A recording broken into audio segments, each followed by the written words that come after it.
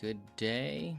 Check, check, mic test. Good afternoon, good evening, good morning to you guys wherever you are. Welcome back to my channel where late is a new update, or maybe not. I mean, in my live stream, sometimes I do impressions on new sets. But for my review, I prefer not to release my review when the item is still in hype because you know it's just smart to what do you call this? It's smart to buy stuff when they're on sale. Yeah. Oops, where is my So yeah, today we're gonna do some headphones. Oh my god, I have so many headphones recently. I borrowed sets from Adam, and then I have NH20, the Snowsky Wind Pro. I really need to finish Popinator sets first. And let's start from there. Oop, let's see here.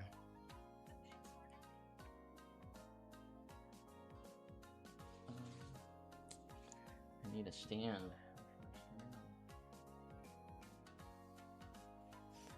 Anyhow, yeah. Maybe I can just use this. All right. I don't know what I need to.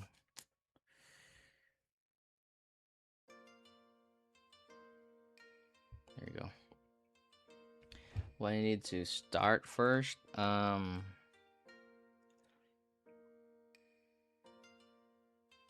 I'll probably do the K-Bear stuff because he has some K-Bear, so I'm gonna finish that.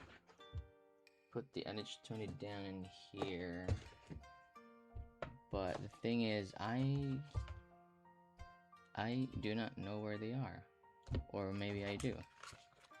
Let's see, is it these ones? I think it's this.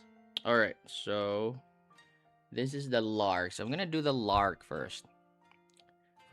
Hey, howdy, Popinator. Yep, I'm gonna finish your sets today.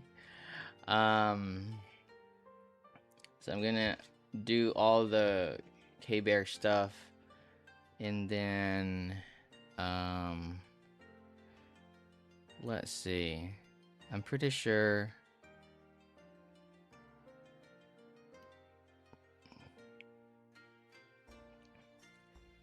I have a list, but I can't find my list.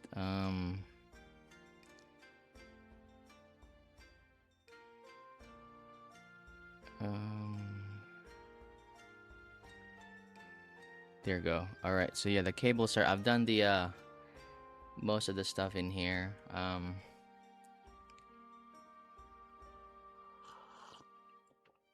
Okay, let us start. If you have any suggestions, Pecker for the win. Okay. But the one I picked first here is the raw Lark. So the Lark is, yep, that's this one over here. The box is pretty much the same.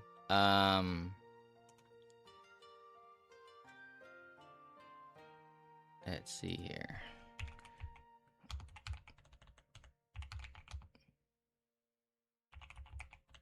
It's a 1DD 1BA. It's pretty inexpensive. I think $29 to $30. Yeah, cable reminded me of like the older generation cable. So it looks like K-Bear's OEM is KZ. I'm not sure if it's still true now, but could be different. But you know, this I think 4 years ago or 3 years ago, like K-Bear went into the bandwagon of just releasing as many sets as possible as well. But that was a time when good tunings really are starting. Like it, you know, the Aria, the Moondrop Aria had a very smooth frequency response.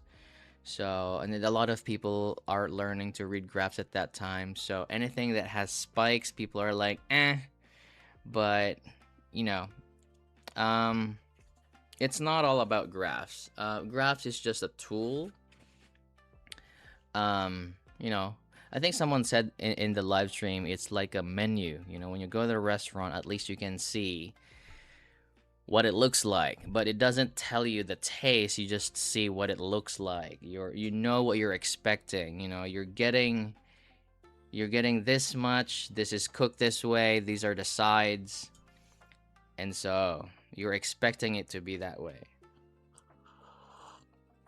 And then I realized this is probably the biggest mood is probably, I mean, no one talked about mood.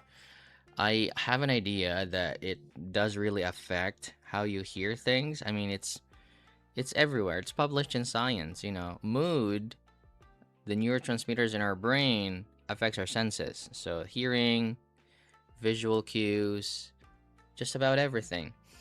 And then in this hobby, since, you know, it's like you get excited when you get packages. You really do.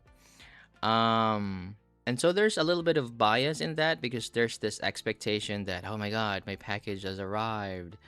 And this might be I'm not saying, I mean, I can sometimes hear the difference in cable, but to the point that it's almost placebo.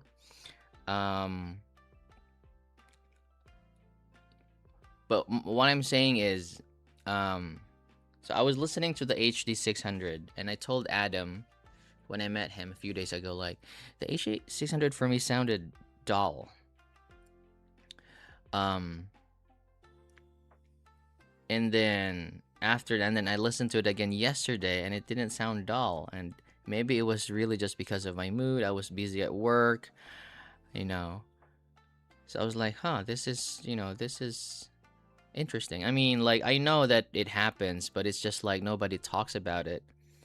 And going back to cable things, you know, like you get your package, and then maybe the cable difference is because you were excited, your mood is uplifted, you know. I could be wrong, but there's a high probability that it's that way. Anyhow, going back to the lark, I think this is their bird series. So yeah, pretty much standard. You get a case though, which is good for $30. You often don't get a case around that price point. So K Bear. That's it. Let's look at the graphs. All right, lark. What can we infer? What can we infer? All right, okay. Let me remove CG4 in there. Balance target. Someone normalize it to 5. No, not maybe 1K. Should I normalize it at 1K? That's too. Oop. There you go. Yeah, it is V-shaped, as you can see. It's not as bad as it looks because it's V-shaped. Peaking at 4K in here, I'm a little bit worried about. You know what? It reminded me of QOA stuff. Let me just double check. It reminded me, there's a QOA stuff that has this. Is it the Cloudscape? Yeah. Or Adonis? Nope. Yeah, there you go. It's the Bijou. This is much bassier than Bijou. I think Bijou has a bone conduction though.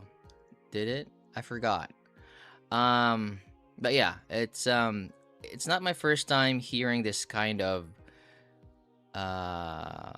tonality wherein it peaks at 4K. So I'm expecting it to be, you know, like a really fun sound. Yeah. So let's see.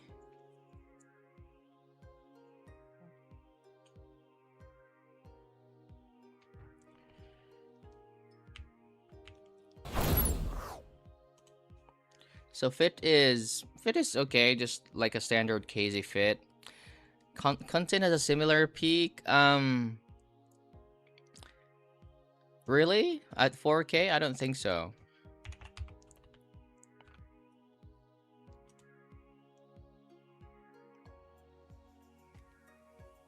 Yeah, content is much smoother.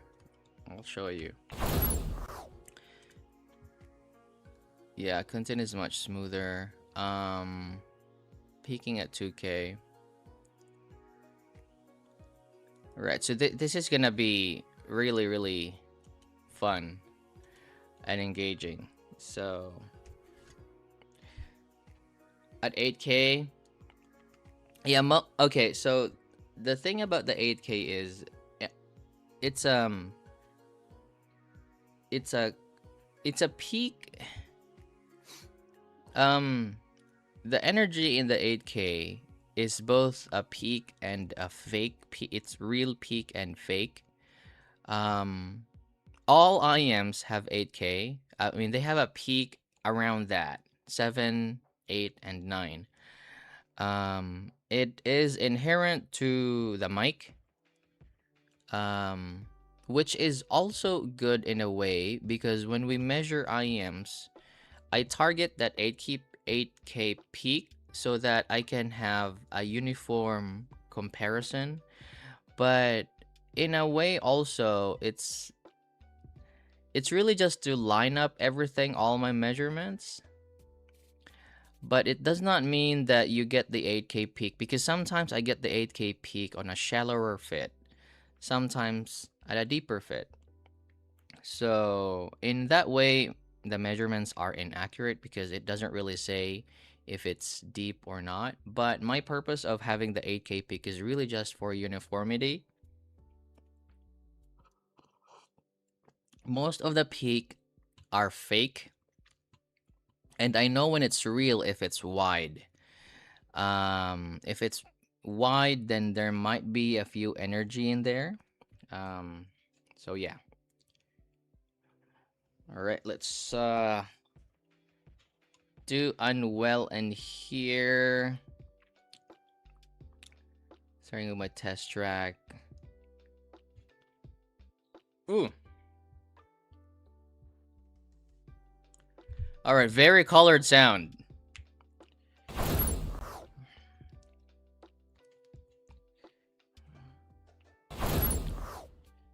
So bass is very bloomy.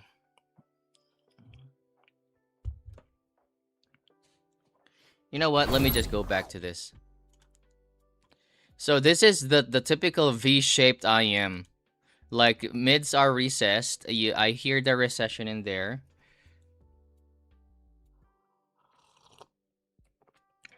This is a little bit above the threshold. Yeah,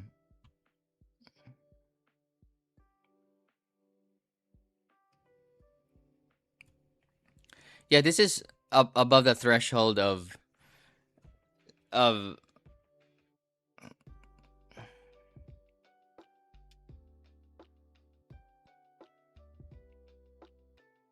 I mean, this treble's safe.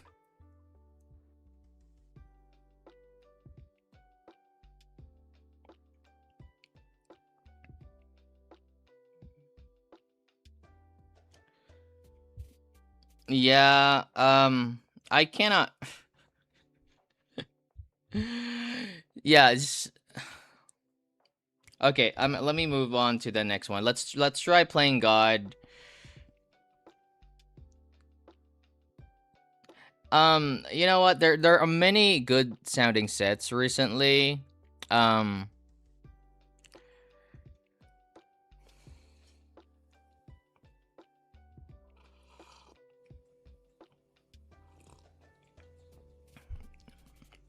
It is a like a traditional old school V-shape kind of sound. It's that someone can enjoy this, you know, like. But my point is like it's not accurate. But who cares, right? Like if someone enjoys this, then who cares? I'm just saying that it's outdated. Let's just say it that way. It's outdated in sound. You may enjoy, I mean, you can still have like a Tanya DSP for like cheaper than this, and you'll have great bass, great imaging. If you want a bassy set, you know, like you can have the Warner. If you want a bassy set, it's tonally correct. You'll have more accessories at a cheaper price. You've got the Sankai, two Sankai kinds of ear tips. Hello there, AAF and Wahid and Popinator. Yeah, it's a chill session today. It's a chill one. And it's gonna be fast. So K Bear, Lark. K Bear Lark. Yeah, there are better sets. I mean there's the X since X100 that I reviewed last time, which is also, you know, compelling for its price. And then what do I have here? Oh, I think this is the Robin. 10 units, hybrid DDNB. Really? How many units is the... Okay, so this is the Robin in here.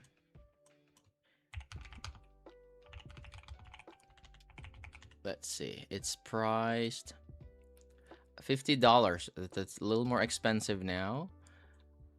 Um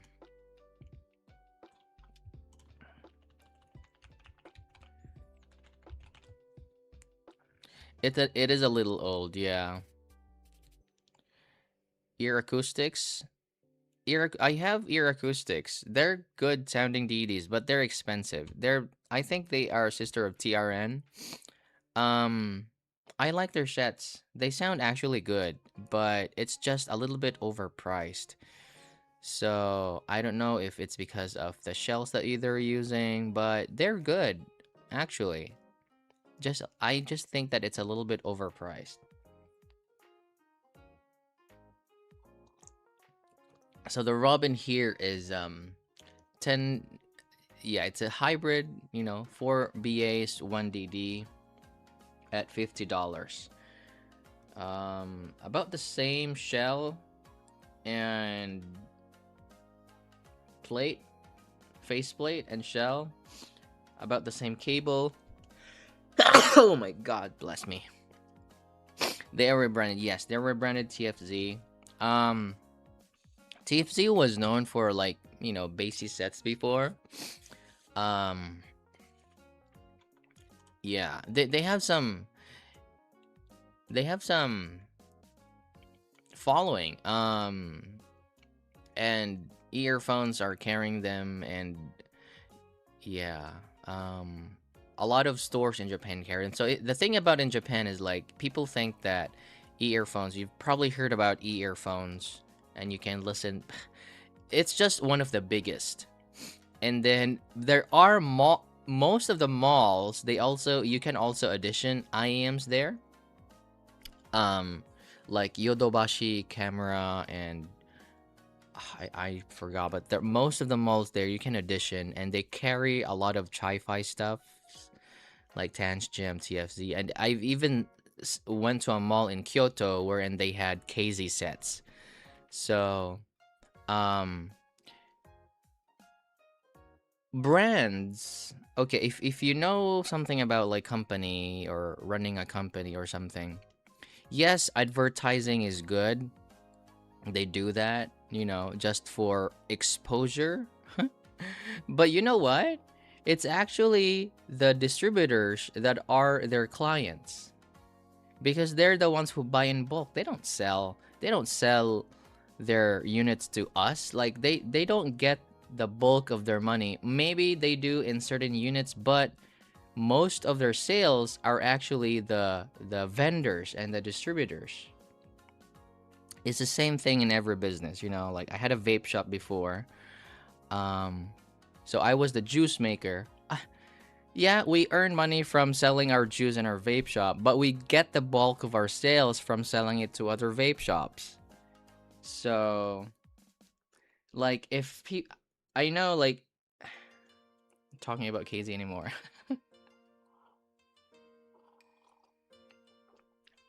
All right, so, you know, I really need to stop talking about side stuff, but I like talking that way. It's like, it's additional information for us. Um, like, no matter how we boycott a company, they mostly their clients are the vendors and the distributors. So, all right. We've got the Robin in here. So if you can write down your test tracks. Okay, I'm gonna start with no, I'm gonna start with Anuel. Same thing every time. Anuel by Matchbox 20. Oh, these are bright. Oh wait, forgot. I forgot to infer from the graphs, but my impressions are already tainted because I've already heard it. But this is, oh, that's interesting. That is interesting. All right, so looking at the graph here, you would think that the lark is brighter because, like there's more base on the robin, there's more peak on the lark. Huh.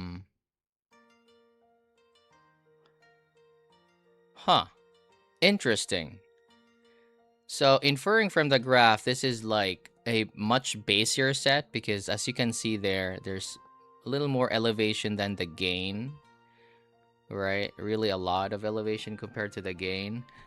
You have a peak there at 8K. Like it looking at the graph, I would say I probably would prefer the robin to the lark. That's all I can say. It's like a classic phase shift. Reminded me of think.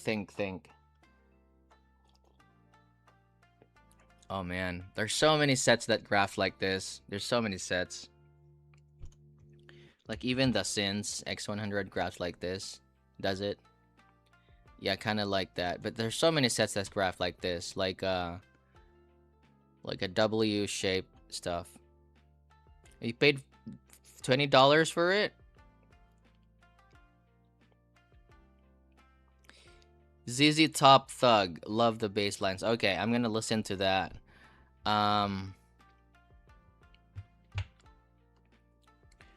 Alright, let me just continue with this one here, Unwell.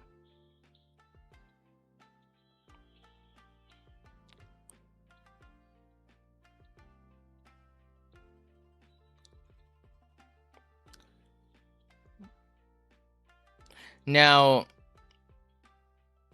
so it appears that it's little more tonally correct than the lark. The robin, it's tonally correct than the lark. But the bass is more impactful on the lark for some reason. Yeah. So it's more correct than the robin. Sounds more correct.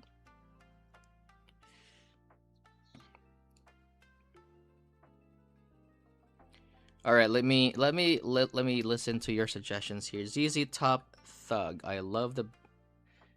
Okay, let me.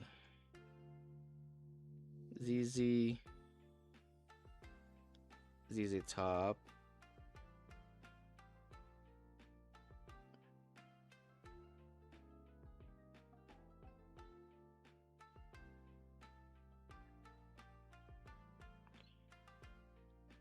ZZ Top Thug. Okay.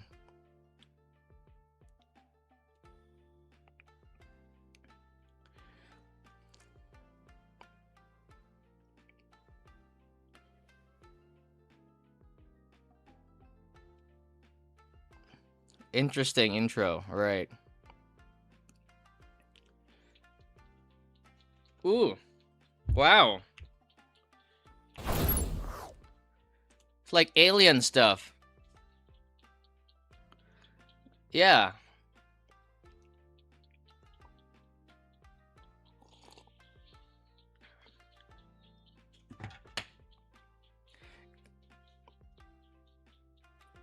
This is well recorded. This is a good song.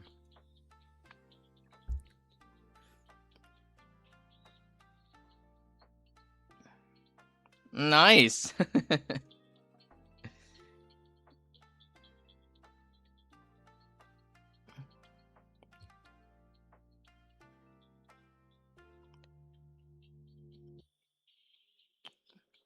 Yeah, so far this is but it's not the bass that I was expecting. I really thought it's gonna be more bassy than the lark, but the robin sounds a little more balanced, maybe because of the balance armature and the overall treble. That bass line is bam, bam, bam, bam, bam, bam, bam, bam, bam, bam.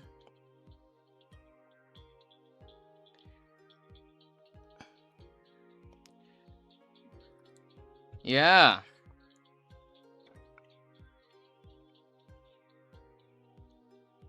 All right, I'm gonna go to the next song here. We have what's that? Grateful Dead. Transient Response. Okay.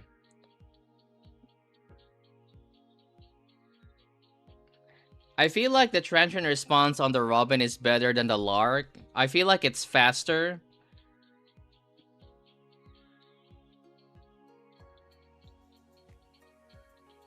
Grateful Dead.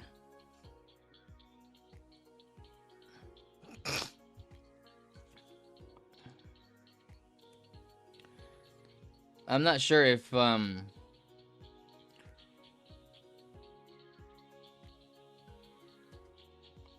I have the remaster, so I don't know. Ooh, man, this is a clean recording. Man, you're suggesting good songs today.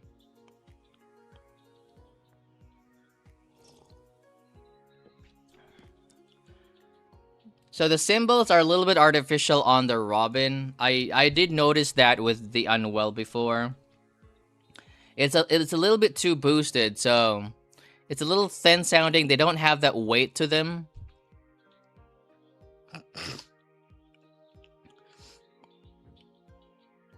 Now, I'm so particular about cymbals because most of the people that really think, are, even me as well.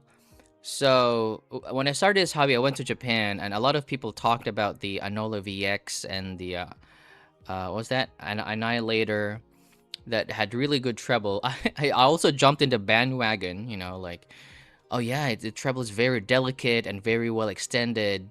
So because again, you're new to the hobby, right? So you kind of like make your own. You're just forming your own opinions on sound and hi-fi. Um, only to realize I went back full circle because I listened to the Annihilator again when I went back to Japan. It's Timmy's set, and I said like, hey man, like yeah, I didn't understand why I like this kind of treble presentation, but they do give you that wow factor. But on actual sounds, treble actually decays faster, so they don't linger. Okay, it's not boosted in any way. It just decays. It rolls off. So cymbals have that density to them. You know what I mean? You will feel this if you have different earphones. There are if the treble is boosted, you will feel that some sets, especially like I'm expecting even the Mystic Craft stuff, they have this delicate treble quality to them that at first it's like wow. But at the same time, as a drummer, I know that cymbals don't sound that way. They're denser. They have body to them, and they're not delicate sounding. Especially with the rides. But this is a very good recording. It's giving me ska ska vibes. Bam, bam, bam, bam.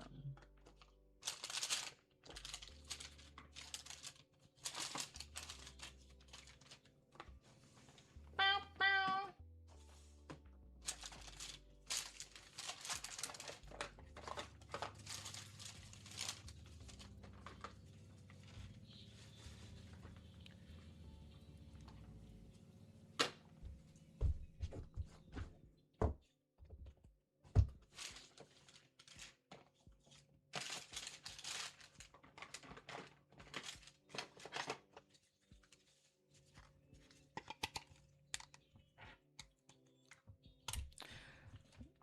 Man, this is a very good song. I might borrow this. This is a nice song for drums, um vocal presence,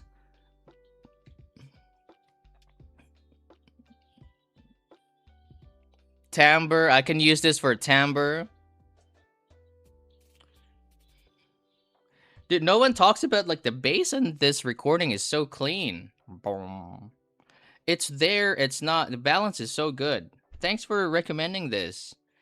This is a nice one. Yeah, it's very well recorded. It is 70s. You know what? Like I realized that why are music around that time so well recorded? It has something to do with the mics that they were using at that time, and it's just all analog. Um, so I so I feel like it's really because of the speakers that they're using when they're recording. So at that time, I'm pretty sure they were using like, at that time maybe speakers or DDs were just developing, right? And I feel like music started becoming eh when they were using the Yamaha NS10s. They're incredibly bright. I mean, like they say that if you are able to make a good song sound good on an NS10s, it's gonna sound great in any platform. But you're gonna undercompensate. I don't know. I could be wrong. But I just feel like music at that time was they're really well recorded, in my opinion.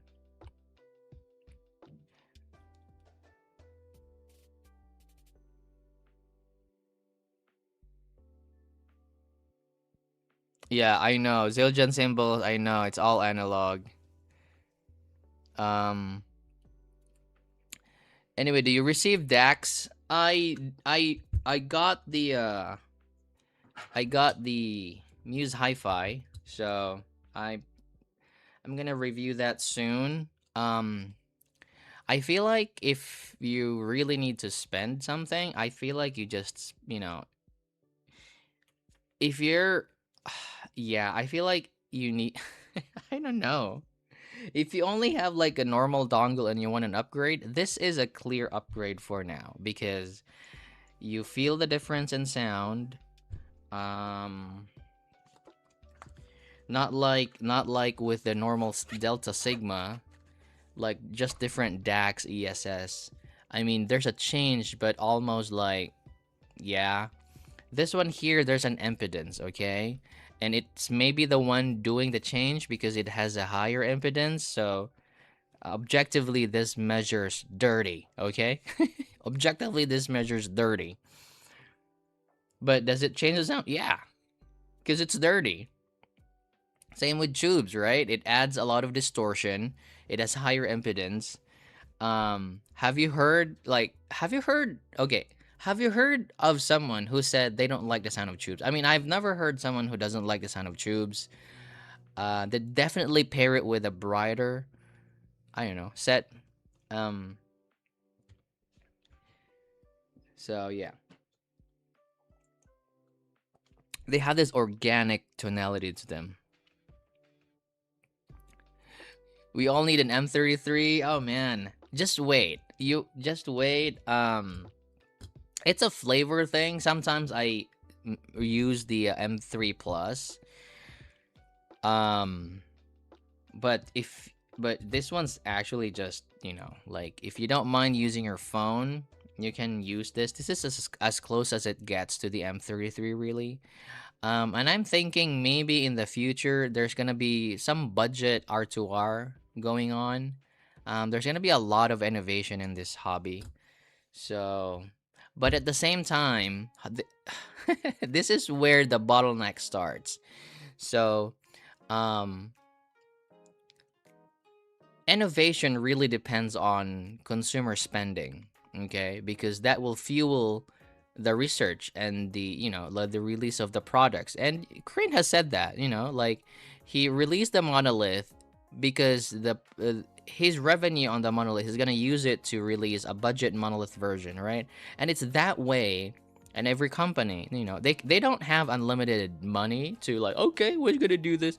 No, this time in the hobby, I feel like people are spending less because people are getting correct sound, you know? So we're reached to the point where, good sound is accessible and people are satisfied with their $50 purchase, with their $100 purchase.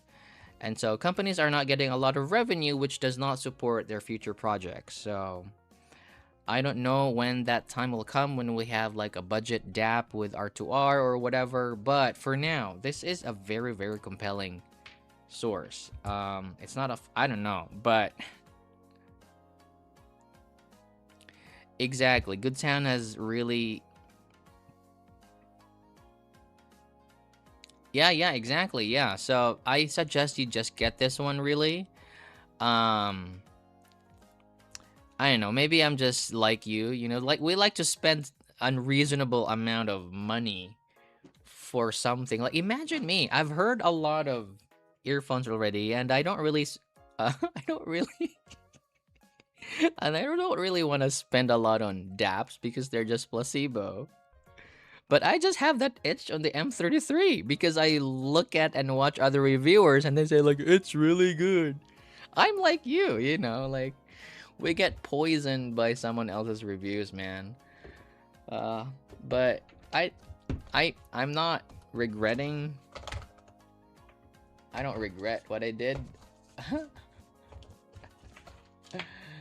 Oh man. So that's just the way it is.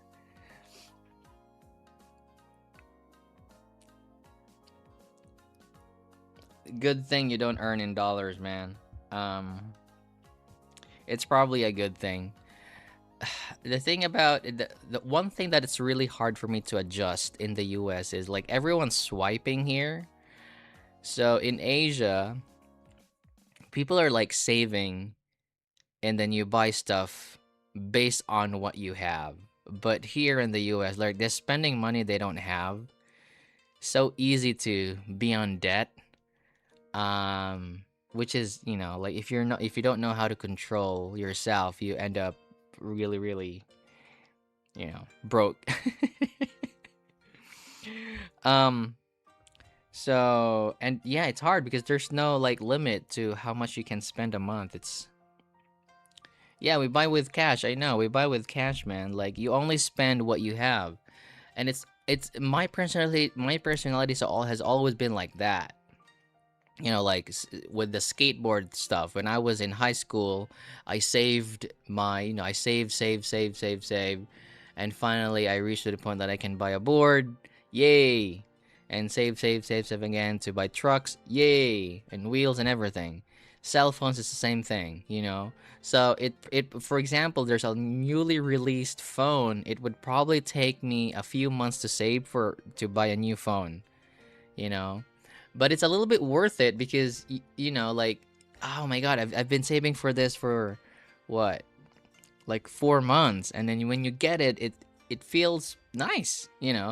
Here in the US, you don't get that fulfillment because you swipe it anyway and you're paying for it monthly or something. So I mean, yeah, you get the instant I don't know, but it feels like um maybe it's just a different culture and upbringing, really. I'm just sharing what my spending habits are. So yeah. All right, we have the pecker in here. Woodpecker. I don't it's a I know it's a bird. The pecker is a bird, but um just but sometimes like Chinese brands and even Japanese brands, they just throw names and they don't really know what the effects are when people make fun of it.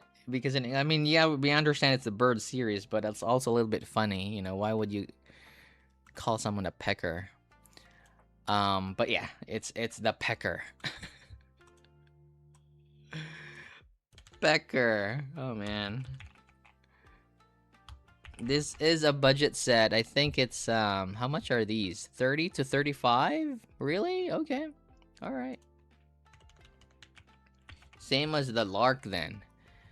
So this is what is this? So 1DD and 2BA. The box is actually small. So oh, sorry. Doesn't have a case.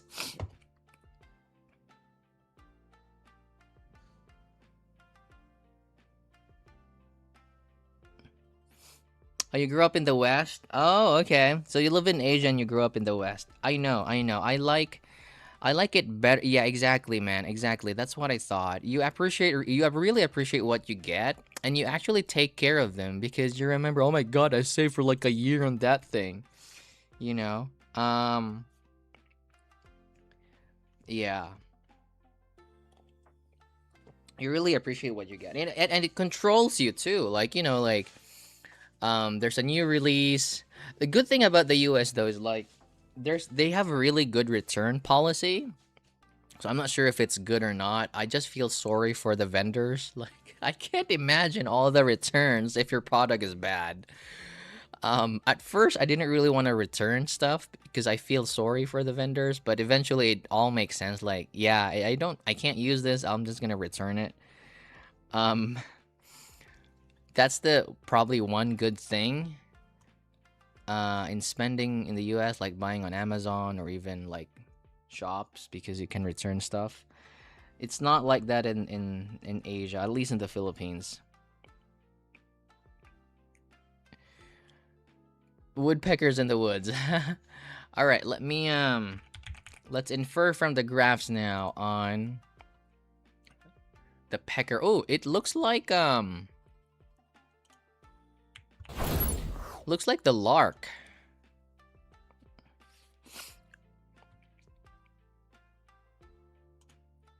Is it? The base is like the lark, but it has a dip at 6K. So I'm thinking this is, oh my god, that peak in there. That might actually be a real peak. I don't know, but I'm thinking the dip at 6K.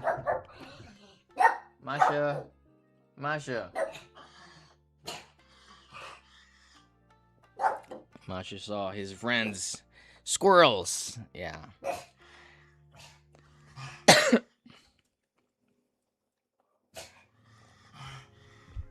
I'm wondering where my batteries are.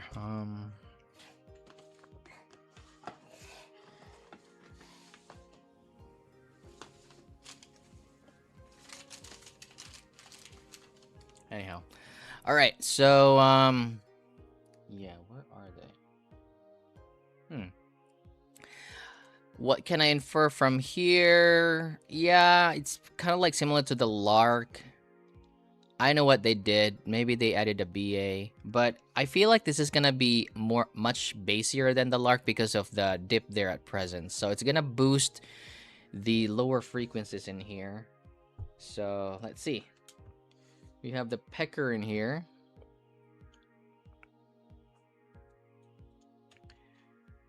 All right.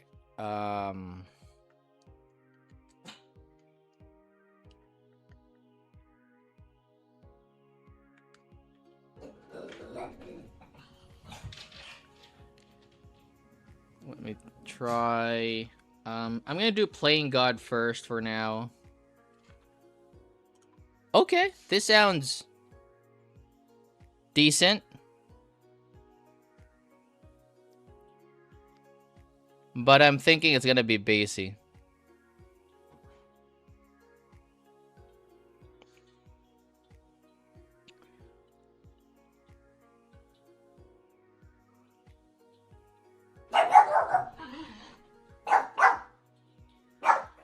Ooh. Yeah, this is a much bassier lark. Probably much clearer.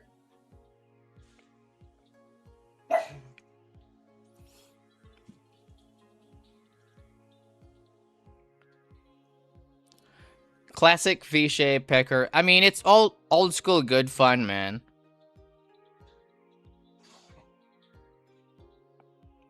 All right, let's do Unwell here.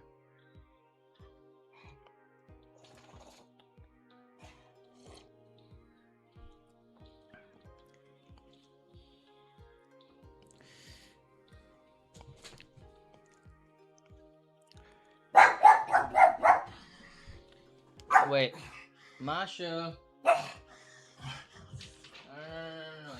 What are you doing? There you go.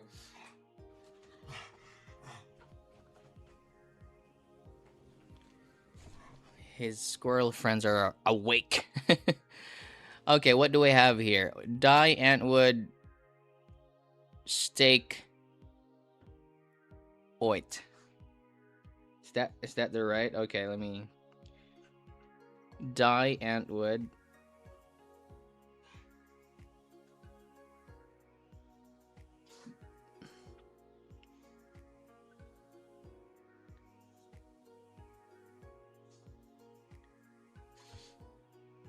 Steak, oit.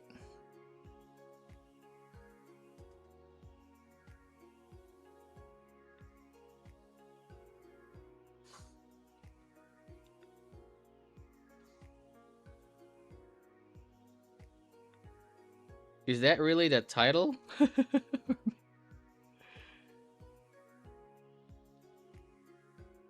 Oh, this one. Okay, I got it. Yeah.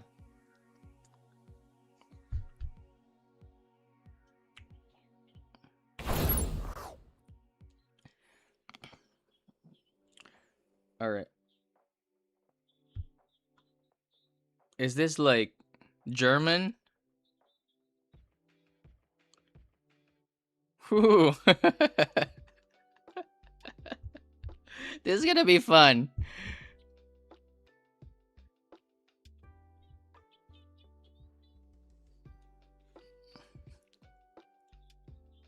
Ooh, okay. Man, this is gonna sound great on Fiesta.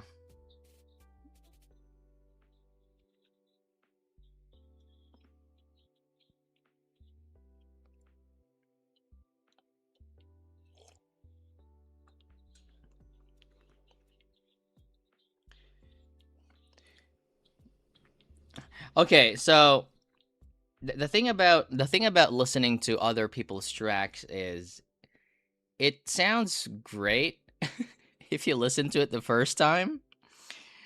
That's just because it's the first time, right? Like you're hearing everything at the first time. So what I'm gonna do is I'm gonna switch to the Juicier Fiesta here that I know I like for bass and objectively, subjectively like as well. And then after that, I'm gonna switch back to the Pecker so that I remove that bias.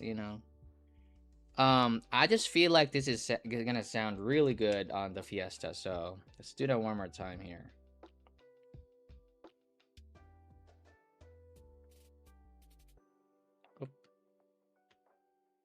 Oh my god, the M3 Plus just restarted on me, so I'm gonna use...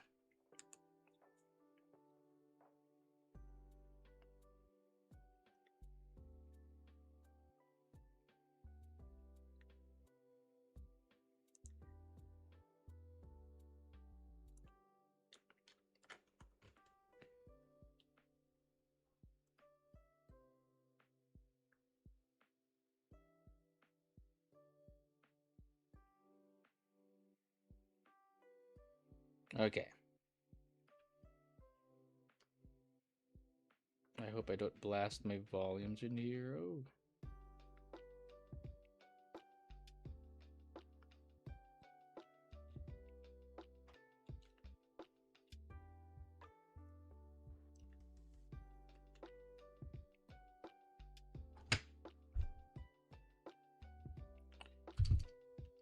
Okay, let me listen to that again.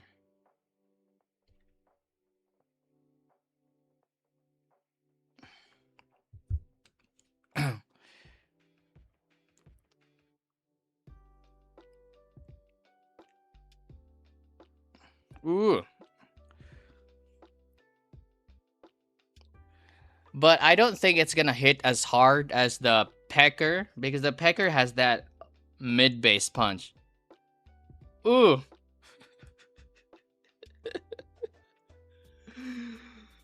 Ah.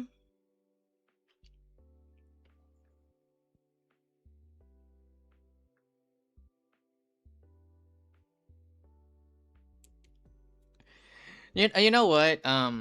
The good thing about the Fiesta is it is very plosive. Um,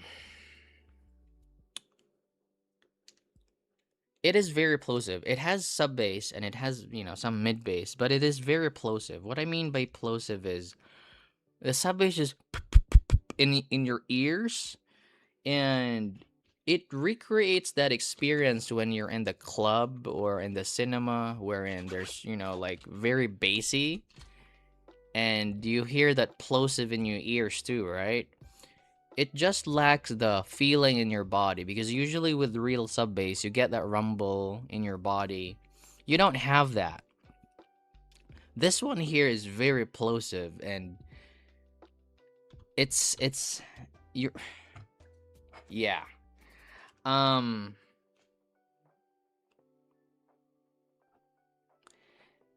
yes, of course. The Defiant is like the Defiant sounded cheap to me for some reason. The treble, it has a peak and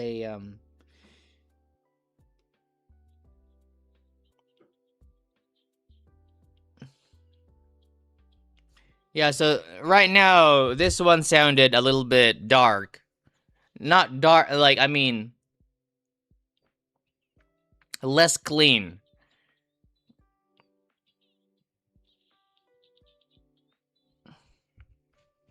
Yep. So, yeah, that's the pecker for you guys. That's the pecker. The Fiesta is better than Defiant. Yes.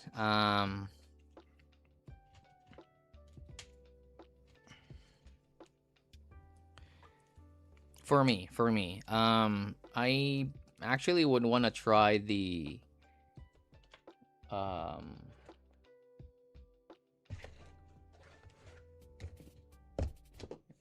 where's Sivga. Oops, it's not here. Is it this one? No, it's not this. The game version, game fidelity version, but I don't know what happened, but maybe they don't have enough stocks for that, so I won't be trying that. So finally, I've done with all the K-Bear stuff. What is this? No, I'm done with this. I'm just looking for that Sivga. I'm sure it's in a case or something. Maybe I might have missed it. I don't know. Oops. So I'm done with this. I'm done. I'm done. Eldar, I'm done. I'm done. This hi-fi. This. Oh, there you go. Sivga. And then I think. All right. We have the Sivga in here. SM001. I didn't know Sivga had this like so many models before. And thanks so. Oh, talking about Sivga, guys. Talking about Sivga. So very good company. Very good company. Let me So I had the what was that? What was that yesterday? No, yeah, not yesterday. Q. Chue. Sivga Q Chue, whatever. And so last week I told you that, or in my live stream, that it graphed different. So I messaged the rep and I told them like, hey, what do you want to do with my review? I feel like my unit does not match with other reviewers. So I showed them their measurements, mine and other reviewers, which is, like usually with ATAC Axel, his units would match mine, things like that. When you overlay, there's a little bit of difference, but mostly the tonality would match. but it's different in my unit. Audio Amigos Squig also, if I overlay my measurement to his, usually it's 95% the same, but it's different with the Sivguk Chue. And so, you know what they did? They said like, okay, we're gonna send you a new one. So I said like, no, you don't have to give me a new one. It can be refurbished, like a returned unit. Just make sure it graphs how you intended. You can open the box, graph it, make sure that it's graphed what you intended. And this is just me reporting a QC issue, you know, make sure that you have the right filters. And they said, okay, we're gonna send you a new one. So I'm not sure if it's because I'm a reviewer I'm saying that, but that says a lot. That says a lot. Um, and they deserve attention. Not attention. They deserve their growth, you know. And seeing them talking about growth, so I didn't know like they've had earphones before, you know, like SM001, SM00. Who would know those stuff? I didn't know these existed. So so thanks so much for, you know, to Popinator for really, you know, I didn't know these existed really. So this is the SM001. I have the Sivga in my recommendation list. I think it's the I don't know what was that, SM 100, is it? Does it mean they have 100 units now? I don't know. SM 100, yeah, SM 100. So yeah, just sharing you about my experience because maybe they already have a different rep now, but I had a different experience with Heidi's before. You know, I told them about my measurements and they just gave me reasons, and they said like it's in their boundary of channel matching, and they showed their measurements. So basically they were saying, no, I won't send you a new one. And so I told them that, what do I do? Like my left and right measures differently. And they kept pushing me like, where's your review? Where's your review? And so I reviewed both left and right channels and they got angry. Yeah, that's a professional troll right there. I know. I shouldn't have done that. I don't know. I felt it was appropriate though, in a way that, because they were so defensive, you know, they were so defensive. They were like, and you know, I didn't want a new unit. Like secondhand is okay. I'm pretty sure they get refurbished units, like, you know, stuff that's getting returned. I don't mind using them as long as they send me the stuff that they intended. You know, I mean, the tuning is what they intended to be. So, all right, let's see here. SM001. Just had to share that because this is Sivga here. This is one of my favorite companies now. What do I do? Oh yeah, I blanked out in there. Okay, dude, I think it's 10 years old. Wow. So this is the SM001 stock filter, and there's a black filter, and there's a silver filter. But I don't know which filter I'm using. I think I'm using silver or stock. I don't know. There are many stock filters in here, but yeah, looking at the tuning, it's, what can I infer? It's, yeah, it's bassy. But we'll see. We'll see. It also reminded me of, surprisingly, it reminded me of Acoustune stuff. I like Acoustune. So I don't know if they copied this mold from Acoustune, but it reminded me of the Acoustune stuff, their metal series, like I forgot. 177, I forgot, but it looks like this. The acous stuff looks like this. So I'm not sure if they're they're the OEM, but yeah, it fits really good though. This is, they say it's for gaming, so, but fits really good. All right.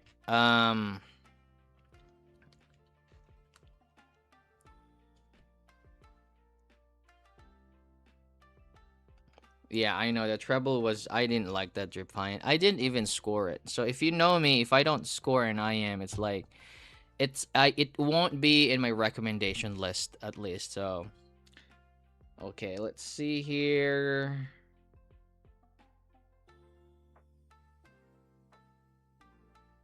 Matchbox 20. Okay, so there's a cut. I immediately know what's going on. Okay, let's move back to here. So there's a very deep cut in here at 6K. Now, my target, neutral target, has a little bit of cut at there too. But this one is too deep. It's too carved out. And it's changing the timbre. It's changing the timbre on instruments, so they don't have that harmonic. The guitars don't. They miss that harmonic in there. I just knew it immediately. So strings, but the good thing about there's a cut in here, it actually also changes the staging. So sometimes vocals might appear more 3D. You know, there's a little bit of difference in the stereo imaging. But the con is, one disadvantage is it will ruin the timbre, but it might give you good staging, you know, which is, you know, this is for gaming, right? And you want everything to be spacious and pinpoint and stuff like that. This might be useful. But and when you're gaming, you don't say like, oh, that gun sounds like AK. I don't know, like that bullet is. You don't need sound accuracy in game, or do you need timbre accuracy in game? I don't think so. It's not bright.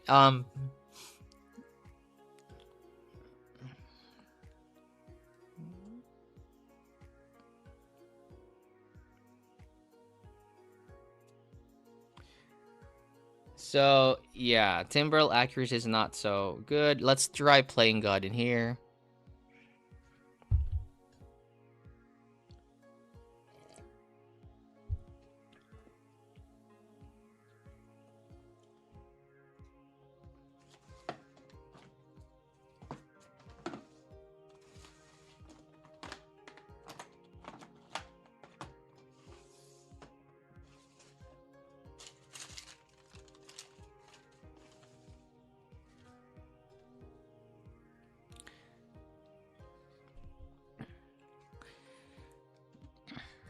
All right, yeah, I think it's 10 years old. It's good to look at the past, you know, how they've grown. And I think they have a new hybrid coming. Sivga. Yeah, they have a new hybrid. I think they're the sister company of K-Fine too, right? Are they? Because they've really gone that far. I mean, K-Fine right now is on, you know, like, just really improving a lot. I have their new budget set. I forgot the name, but it's coming. I forgot. It's like a $20 budget set. Forgot the name. But I have one coming. They just keep improving, man. They just keep improving. Kaleda think. Okay, I'm gonna listen to that. Let's go here, finally, to the last set. The moment I've been waiting for. I'm gonna send this back, Popinator, before I go back to Japan. So, hopefully, next week. But you know what? Like, so my video is gonna be about budget sets, gems, okay? And thanks to Popinator, that video is all about budgets, no, not budget set, gems, hidden gems. So when you say gems, it's something you have never heard of before, or maybe you have, but it's not the mainstream stuff. And because, of Popinator, he sent me a lot of stuff, I've really found at least three gems. And that's why, if you've noticed, I never made a video because I want to complete everything and make that one video that I found that are hidden gems. So, nope, you didn't miss anything. So, hopefully, this is one of the hidden gems in here. We have the Rapgo bridge. Now, this one here is so annoying. I made it last in measuring.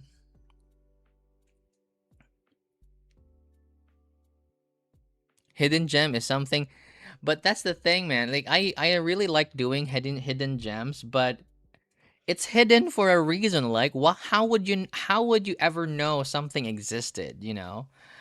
And it's if you know it's a hidden gem, it's mostly blind buy. You just really have to trust your guts. Um, and blind buy stuff. And so, like, who would knew that the TKZK TK2 would graph so good?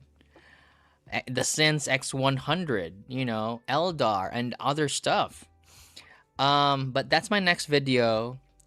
Stay tuned for it. This one here might be one of those, but let's see. This is the Rapco bridge. Now, I made this last in my measuring because... Okay, so this is what it looks like. All right, this is what it looks like. It's cool. Yeah, it's cool. It has a really like I don't know, like cyberpunk design with, I don't even know if it's open back. Um, Let me look at the Rapgo. So it is.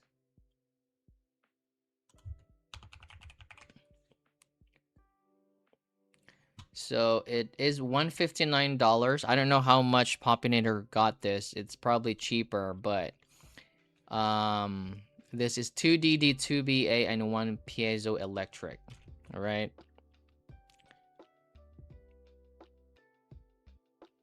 Exactly, man. And really thanks to Popinator for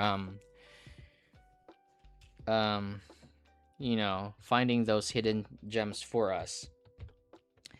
So this is the, I don't know how much he bought this, but 159. He got it for 10. Oh my god. But so the reason why it made it last is because, so I looked at it and said like, oh my god, there are switches. Okay, there are switches. Now I need to, you know what? Wait. There are switches, and on top of the switches, there are freaking nozzles.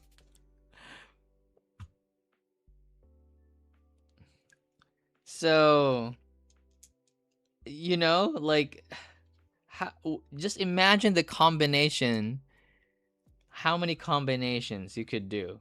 But I did it anyway. Man. Yeah.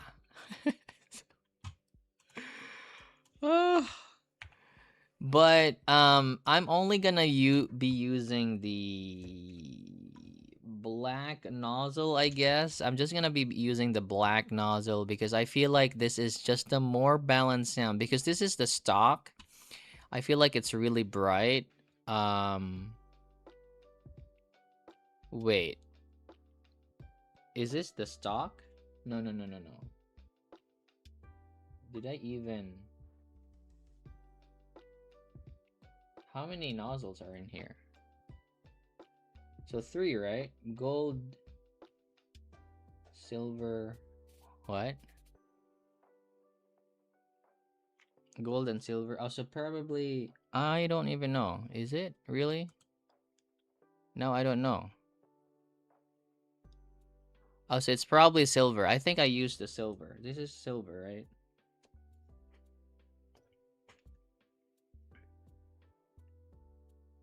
I don't know, man. I'm probably using the silver.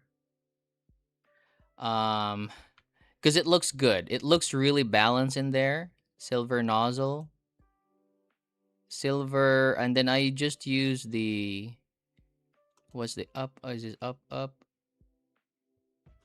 I'm just gonna use up up, man. I don't know. It's so confusing. So it's so hard. Like if you don't have a measuring rig, how would you even know? You just it's hard. It's gonna be really hard if you don't have a measuring rig. And I mean, you can listen to it by ear, whatever you like, but yeah. So I'm just gonna be using this one in here, like this configuration, using the silver nozzle and up up. Yeah.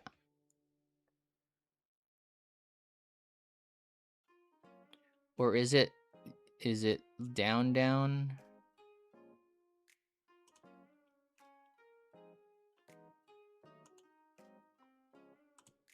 Doesn't have down down. All right. Anyhow, so that's the Rap Go bridge in there. I think it's only HBB who did this review.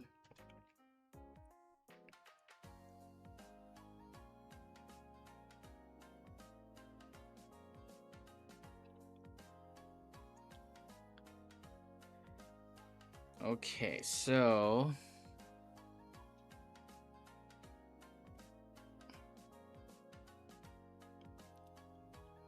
oh, sorry about that. I think I didn't show you what it looks like in the oh.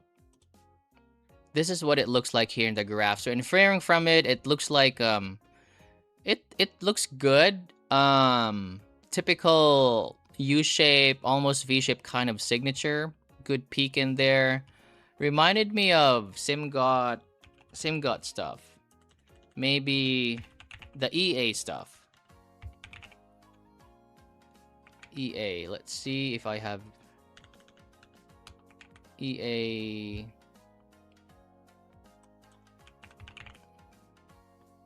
What do I have? Maybe EA 500? I don't know. Yeah, a little bit brighter. The 500 is a little bit brighter. Black, that's brighter. What else do I have that looks like this? Not the EA 1000 though. I don't think it's... Yeah, kind of. But yeah, this is... I'm expecting it to be at least good sounding. The reason that I'm only doing the silver is because the gold is... like very peaky.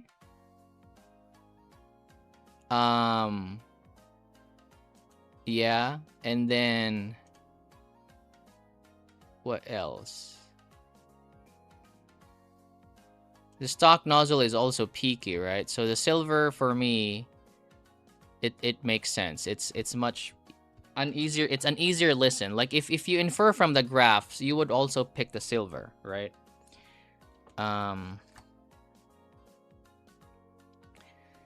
So yeah, I think Resonance 5, yeah, it's a hidden gem. All right, let's do my listening here. Unwell by Matchbox 20. Okay. All right.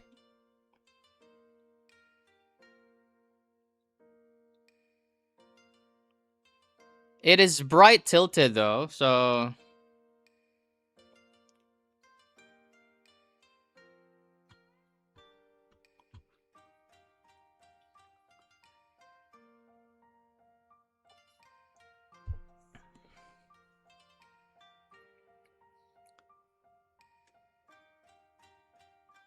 good detail retrieval, but for 159, man. Is it still good though? Let's try Under My Umbrella here.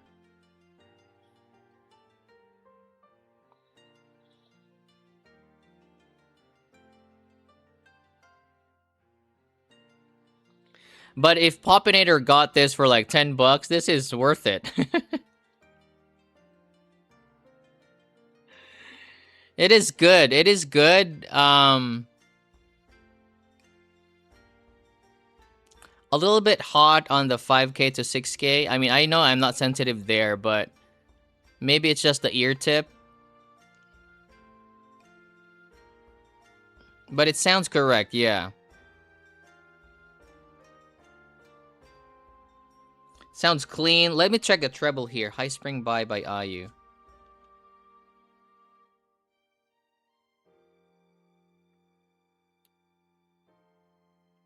Yeah, it sounds correct. Yeah. I mean, Rapgo know what they're doing, but they're just giving people bunch of tunings that they might not use.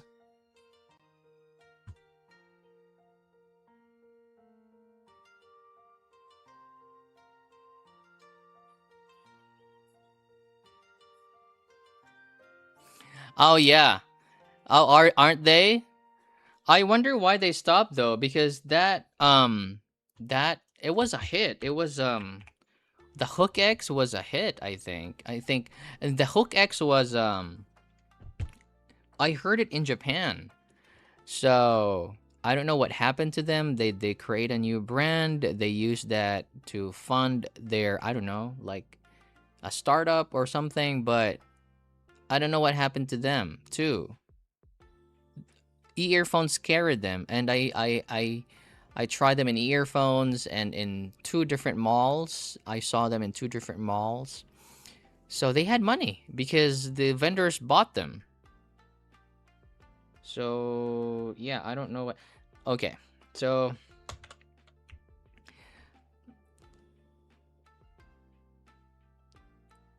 oh, they make hearing aids and just delve into IM. Dude, do you know a lot? You know a lot. Really? How do you know those stuff? You know what? When I look at companies, I actually read their company goals. Um, I don't know. It's just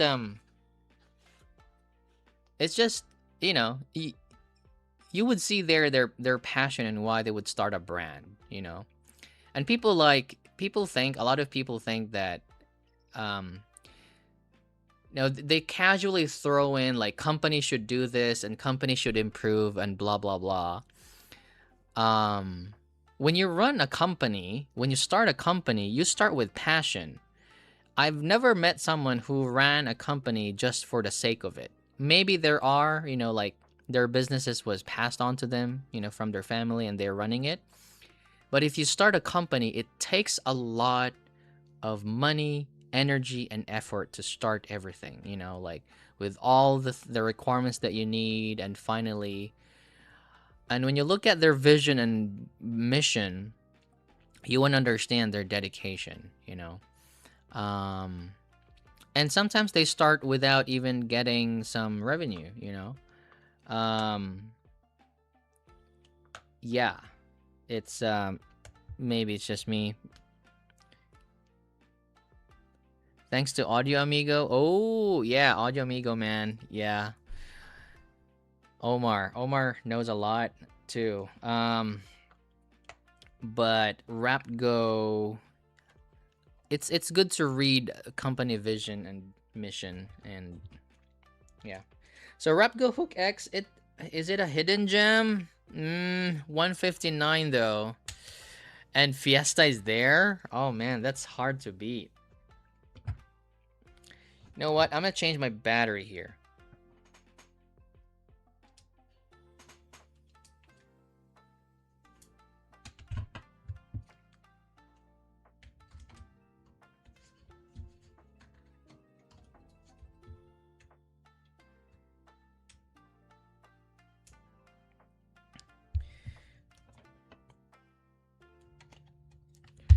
Yeah, and Fiesta and Defiant and Explorer is there.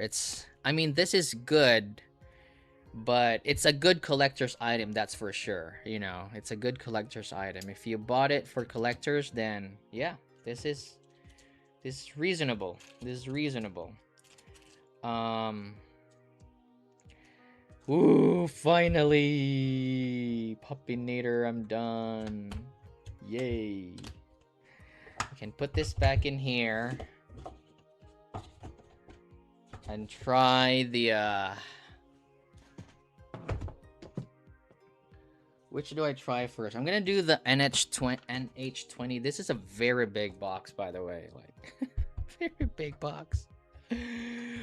Ah, NH20. Let me put that in there. Shiminli is, I've heard the Shiminli already, so I opened it and I was like, wait, have I tried this? I opened the Shiminli already. I mean, I opened it, but I'm gonna include it in my review probably. The red, right? Or maybe I can try next week to listen to it if it's still because it's in the other room. If it's still worth to buy the Shiminli, because I know you can buy them for cheap now.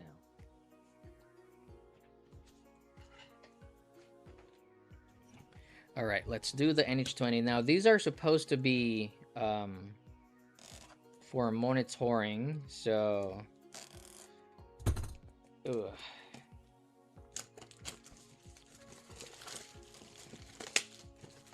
This is big. I mean, I didn't really ask for this because, you know, like, I mean, I didn't ask for this. They actually like, hey, do you want to review this? And I mean, I could ask them, but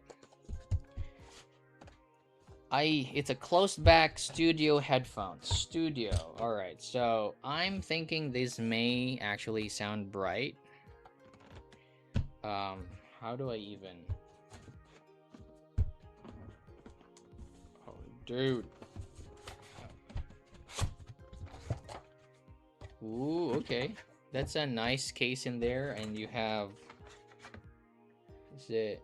Oh, this is the cable. And then let me just put this over. Here we go. It's a nice case. It's a compact case, I think. Is this foldable? I think this is foldable. All right. And then so it is like this. Wow, they feel like really tips. They have tips. Put the original cable's 3.54 pin plug.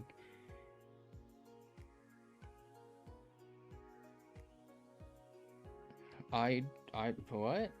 Soft rubber plug? Why would they put the tips on? But before I do that, let me try the comfort first. No, I don't want to try the comfort. I'm gonna do, okay, so these are the clicks in here. It can move, swivel. Oh, this has good range of motion. It can swivel, rotate, but only anterior. Okay. And this is wow, okay, they actually feel very comfortable. They're snug. Yeah. And they're light. And they're light too.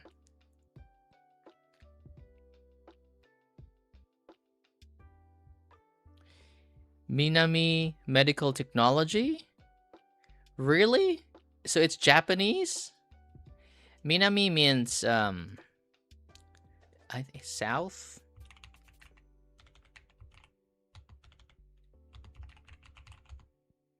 I think it's south. Yeah, Minami means south. Minami Medical Technology.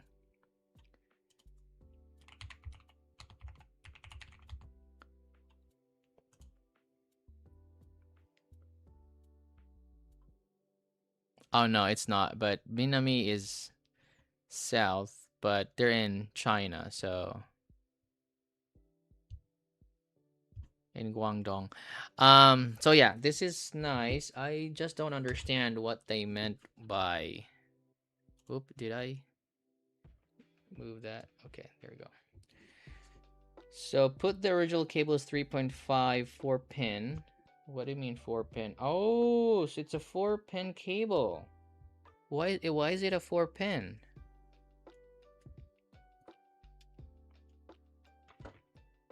Why is it a 4-pin? Okay, that's interesting. This is my... Really? Is it because there's only one?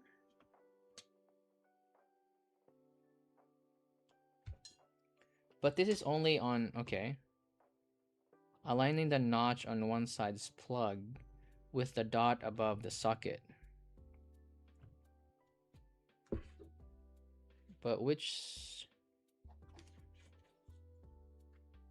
Is it either or? Wait. Where do I freaking insert this, man?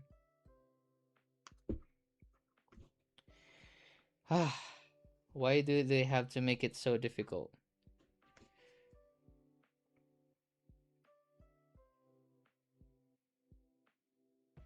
So yeah, as I understand, there is a plug in here. Yep, there we go. There's a plug.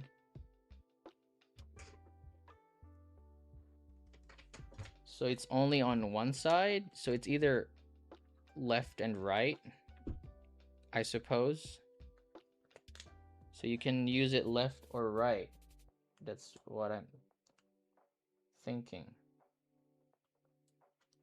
Because the cable only has one. You can only connect it to one side, either right. This is long, and this is important because you're gonna be working in the studio. So it has to be long. Plus, I also saw a connector there for 6.3. This is really used for... Wow, this is... They prepared this for studio use. It's interesting. Okay.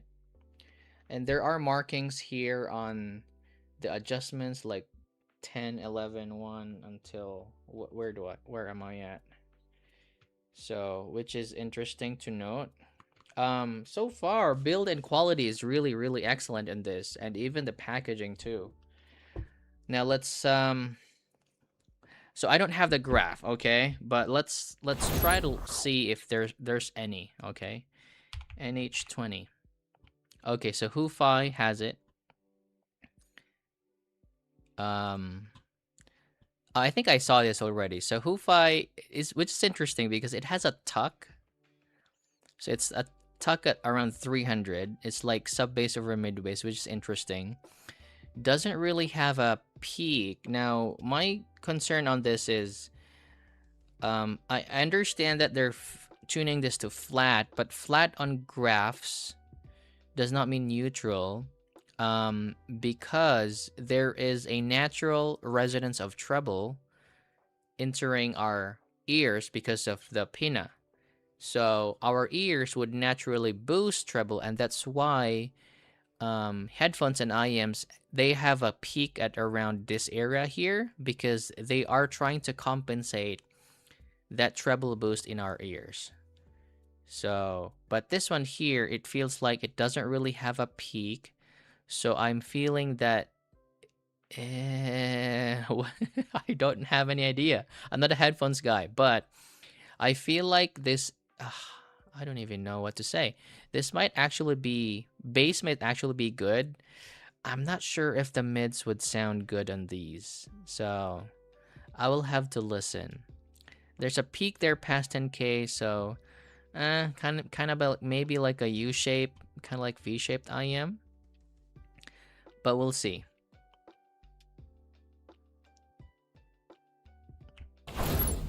All right, let's see. Oops, not that one.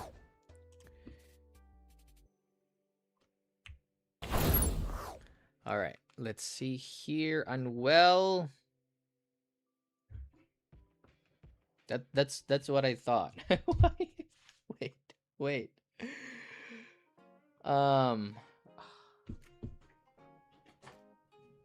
Do I think I need to push it further?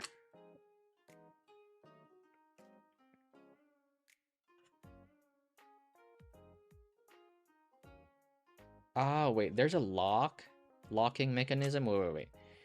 When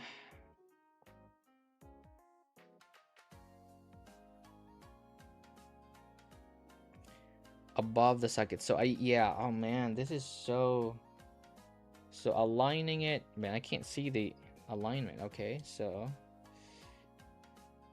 align it and then twist.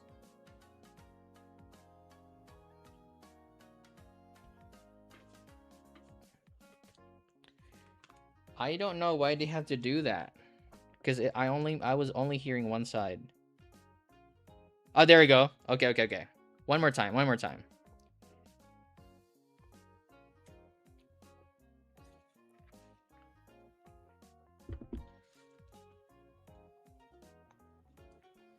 Okay.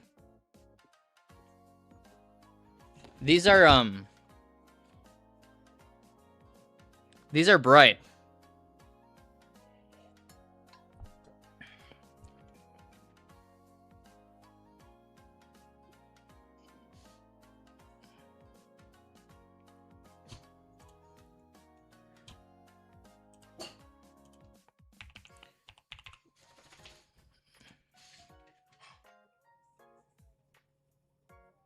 Yeah, there's some treble energy in there.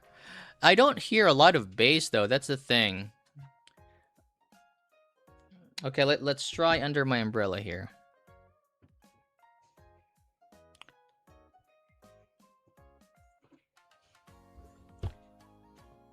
These are bright.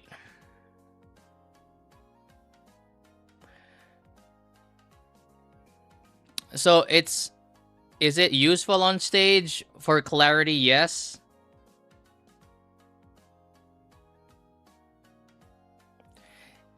I think this is okay to use for studios. Yeah. It reminds me of those NH20 speakers.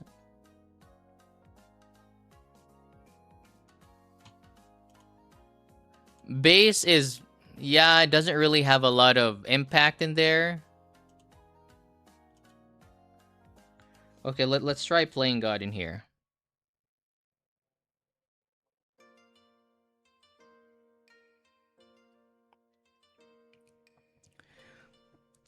So far, the timbre is actually good.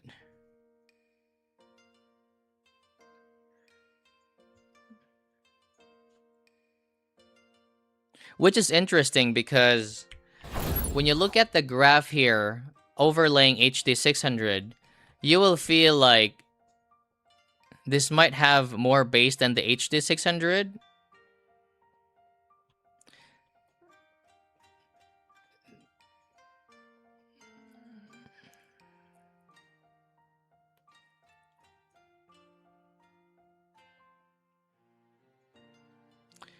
Yeah, this is decent. So how much are these? 199 or 151. Okay, let me just, or maybe maybe it just sounds very flat to me because I've been listening to bassy sets, but let me listen again to HD 600 in here. This is Adams HD 600. I know it's gonna sound a little bit different because this is open back.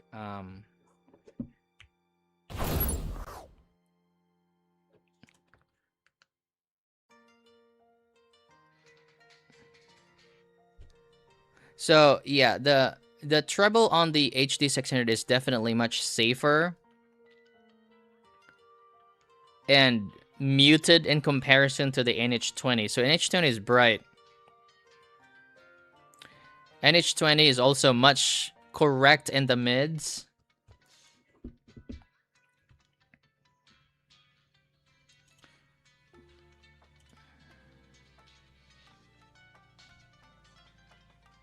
Yeah. So there's actually, which is interesting because looking at the graphs, you would feel like, yeah, the NH20 is much bassier, but you actually get very good clarity on the bass on the HD 600. So, and I think the reason for that is,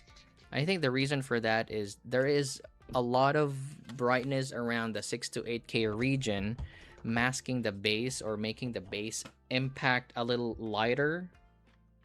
Let me do that again.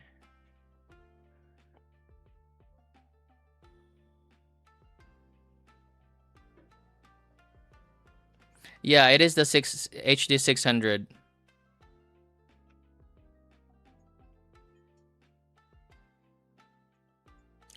Definitely there is more clarity on the NH20.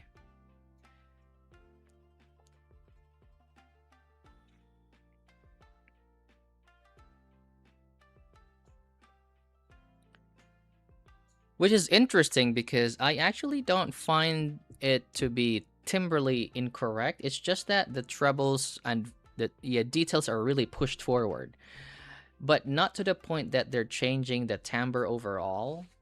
Um, Not to the point of that way, really. It's just it reminded me of the Yamaha NS10 speakers. Like really, just it's leaning on the details. So you hear a lot of details now. Not sure if it's really good for mixing. Maybe studio tracking or something, cleaning up stuff like that. But then again, it is a moving, like studio. Do you know that studios have a house sound? Like every studio, recording studio, they have their own house curve, and it totally depends on the engineer. So what I mean by that is, like it's amusing for me to understand why people would look for like what the artist intended or even what the engineers intended. Well, there's really no neutral or flat. It we will not find that perfectly flat and neutral IEM because to begin with, recording studios have a different um representation of neutral and flat. Every studio they have their own house curve. So neutral is a moving target. So this studio, this might be the neutral for them, blah blah blah blah blah. But at the end of the day, they just don't listen to the final mix in that studio. They're going to cross-reference it to different speakers, headphones, car systems, and stuff like that. And so usually they end up in the same place, wherein just the playback is a balanced sound. You know, um, So, all I'm saying is if you've ever been to a studio and if you've heard music in there, it does not sound flat, okay? Music does not sound flat in a studio. It sounds good. It's wrong to say that it's colorless, if lightless. No. The goal of mixing is to have a good balance on bass, mids, and treble. Why? Because they record instruments separately. Like the bass might be closer, he might be hitting it too hard. Um, the guitars, he might be pushing the volume up because, or may be strumming it too hard because he got too excited. Vocals might be belting too strong because she was very emotional. The goal of mixing is to mix everything and balance it. It's not like I'm gonna tune this to Harmon wherein the bass is. No, the original goal is there is balance in the bass, mids, and treble. That's it. And to clean up, like clean the vocals up a little bit because it's all dependent on the mic and the mic setup and and everything. So they say that it's the things that the instruments that are harder to tune are the bass guitars and the cymbals. It's because the bass guitars, most of it's how do I say, you have to have good sub bass to hear it, and sometimes it tricks you like, oh, am I overcompensating? That's why bass guitars, it's hard because you really need to have a complete speaker. I mean, not complete, but a speaker that has lower frequencies so that you can hear it. Okay, cymbals on the other hand, it's also hard to mix because you have to make sure that your speaker gives you an accurate reproduction of the decay of the cymbal. So the two extremes, right? Bass and the treble.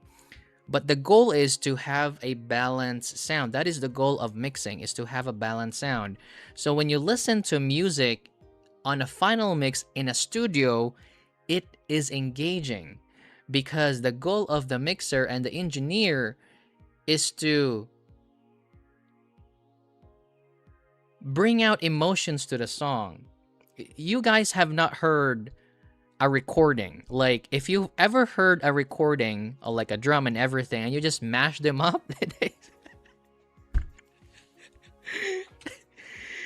oh, the final mix in a studio is engaging. It is good. It's not flat, okay? The reason why it has to be flat is so that when you mix them, you will have a properly mixed track. You'll have the perfect balance of bass, mids, and treble. That's the purpose of having a flat, but flat does not mean it's boring. Take note, we are already listening to the final mix. We are already listening to the song. It's been cooked already. So if we listen, so for example, the HD 600, it is good, it is mid-centric, but the final mix does not sound like the HD 600 in a studio.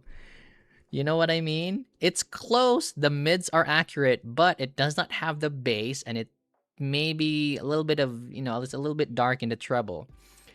But people are like, they're looking for a flat or neutral set. It's like the engineer has mixed it to sound balanced and engaging, and then you're looking for a set that would bring down what the engineer mixed. That sounds like what's happening right now in the hobby when they're looking for that neutral and flat transducer or whatever pair. It sounds like that to me. Like the engineer has mixed it to sound perfectly balanced, but then we're looking for an IEM or a set or a headphone that would bring back the mixing to like unengaging. So that was not the real intention there. So music, if it sounds balanced on a set, that is probably closest to the house curve in the studio. So that is my point, and this is just my opinion. It may be different for other people, but that is just my view on neutrality. So every people have their own views, but this is me.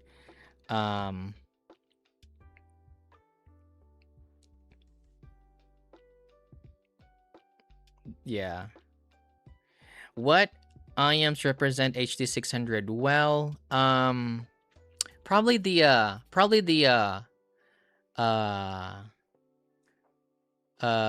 reference. Screen ear reference. It's very HD 600. It is reference, no doubt. But with reference, I also have my opinion reference. I like the reference. I like the HD 600, but I don't think they are perfectly neutral. They are mid-centric. These are mid-centric sets. If I mix something if I used HD 600 using this, I mean, but then again, it's a moving target, right? Like I can mix on the HD 6, I can even mix on an HD20 as long as the final mix I have to cross-reference to different stuff, and I can get a perfectly balanced sound as long as I just don't, as long as I cross-reference. That's the point.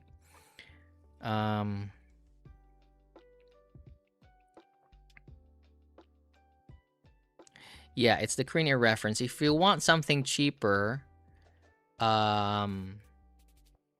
not. I mean, yeah, HD 600, yeah. But if you want a more balanced sound, I would probably say the Kima 2 sounds very natural, very studio. It's closer. Now the Duno Kima 2 is closer to a sound in studio, actually, in the final mix, than the Crane Ear reference. Yeah. Yeah. Because it has more bass, it has mid bass, it sounds more complete. The HD 600, although the mid range is really, really good, so yeah, you can mix it, but I don't feel that,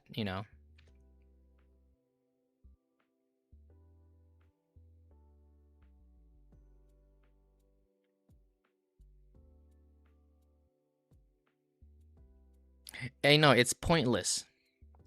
You will not get the original like really sound, because again it depends on the label where they recorded, where they mixed it, and you don't have any idea what the house sound is in that specific studio.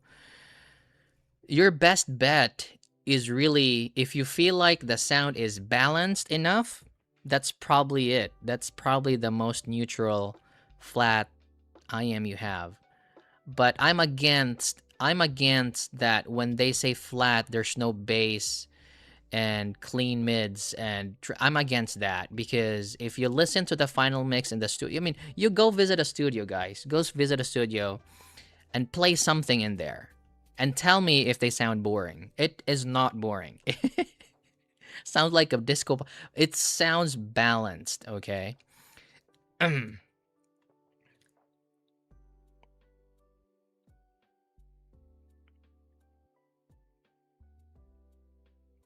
It is not boring. Reference is close. It has the bass, but I just feel like the mids are a little bit too forward for that balance. That's why I like the critical reference, but I just feel like it's a little bit too mid-centric than perfectly neutral.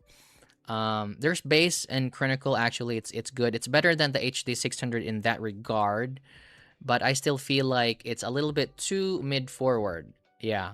And so what's going to happen is if you use that for mixing, you're going to end up with a muffled mix, because you're going to lower down um, the mids a little bit. Well, of course, who would be too stupid to only mix with the reference, right? Again, you are going to cross-reference it. And what I mean by that is you're gonna pull down the mix, and when you cross-reference it to other speakers or other places, you're gonna realize, hey, that the mids are a little bit dull, so let me increase that. So again, there's a lot of things in happening in mixing and mastering. So it's not like they're only listening to one setup and then that's it. No, they listen to it and then they do the final touches after. So even if they mix it with Beats by Dre, if a lot of I know people who mix their tracks with Beats by Dre, but ends up still in a good mix, because after that, after they mix it everything and balance everything, they already know what's the sound of the Beats by Dre, but they cross-reference to different speakers and playback, and then they adjust it finally, and so they still end up with a balanced sound. Sometimes bassy, but balanced sound.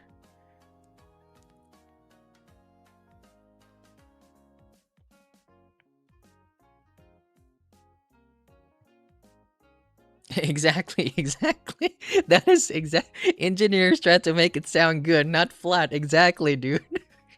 That's so that I'm really against the fact that flat is like lifeless and boring, because you're going against, it's like the engineer already mixed it well balanced, and then you're looking for an IM or a headphone that sounds no bass. It's like you're retro acting. Is it retro? I don't know, retro something.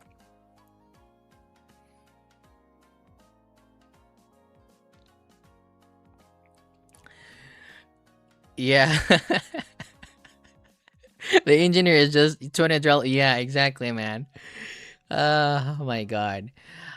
Which is good. I mean, like, I'm not trying to dismiss everyone's opinion. They have their own. I just feel like, like, if had you known this in advance, would you still look for that perfect? No. You would be perfectly fine with a budget earphone, because you would know, oh, this is a good enough balanced sound. But the fun in the hobby is really trying out different signatures, and in the community we share. This is part of the hobby that's really fun. Dude, okay, let's do this. Last one, wind. So I think I read a comment somewhere like the measurements on the wind. I am so sorry, I don't have a head to measure. I'm working on that. Audio Amigo and JTIS, they have a way to measure, so it's probably gonna I'm probably gonna need, like, I don't know, at least $500, 300 to $500 to buy everything.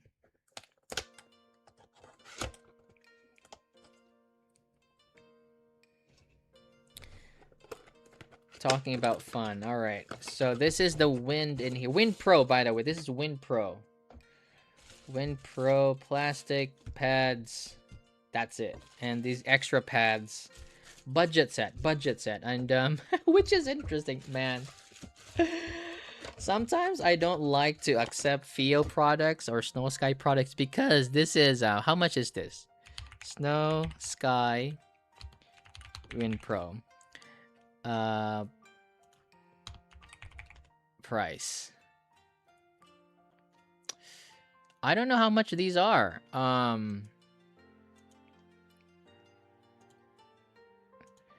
But it should be a budget, right? How much are these? Oh, it's already available. So AliExpress, this is $23. I paid more in taxes. Oh man, freaking DHL, dude. So when they said like, okay, we're gonna send you Wind Pro headphones, I'm like, I paid more in DHL than the actual product, so it feels like I bought the product, you know, more expensive. So I don't mind. At least I don't have that bias of telling good stuff about the Wind because I paid for it. You know, I paid for it.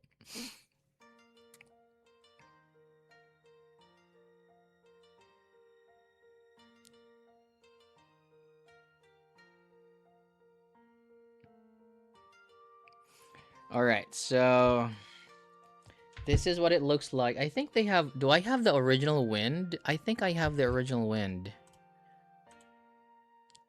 I don't even know. What does it look like? Did I even review it? Oh, I think I reviewed it. I remember this. Yeah, I think I reviewed this. I don't know. But this is the Wind Pro. Wind Pro. So...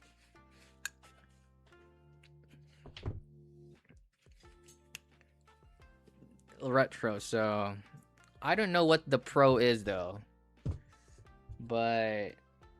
over-ear headphones, I feel like the Moondrop one is still really good. What's that? What's the Moondrop? What's the Moondrop thing?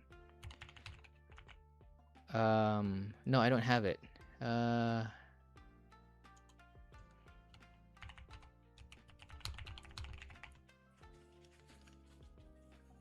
What's the Moondrop thing? Oh, forgot the name.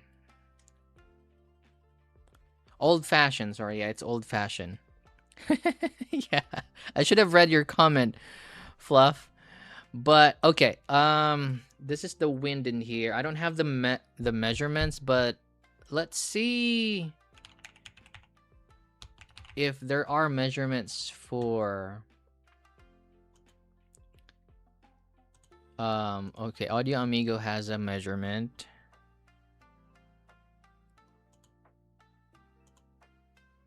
For that.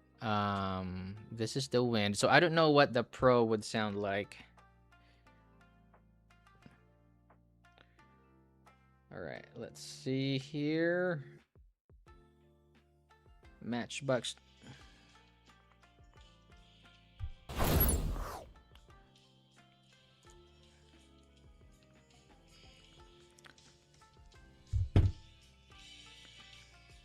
It's good clarity overall.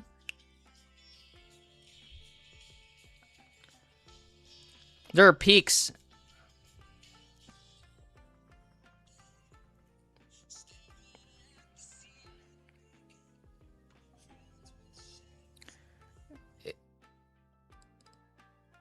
It's a budget FIO H11, yeah.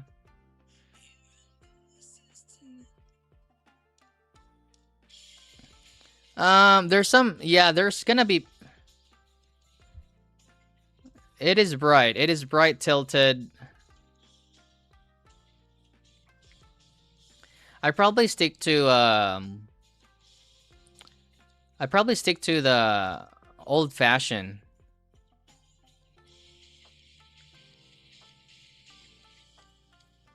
It's okay, but I'm just so with over ear, you would need a lot more bass because bass is gonna leak, you know. So when you're outside, so I'm assuming you're gonna wear this when you're outside walking, and so if you there's not enough bass, all you're gonna hear is the upper mids and the treble because it's gonna get drowned out. Um, let's. I mean, bass is there. It's tight. Cost is grainy. Maybe depends on the cost. What model?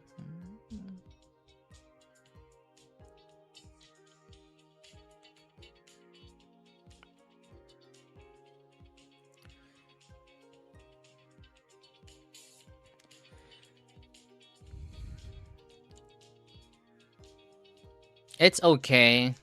So, I don't know how much this is over $20, right? This is $20. It's okay. It's okay. Yeah, 16? No, no, no, no. Wind. I don't think I've reviewed the Wind really. I don't know. Wind Pro, $21. I mean, why? Why? Okay. Let's see.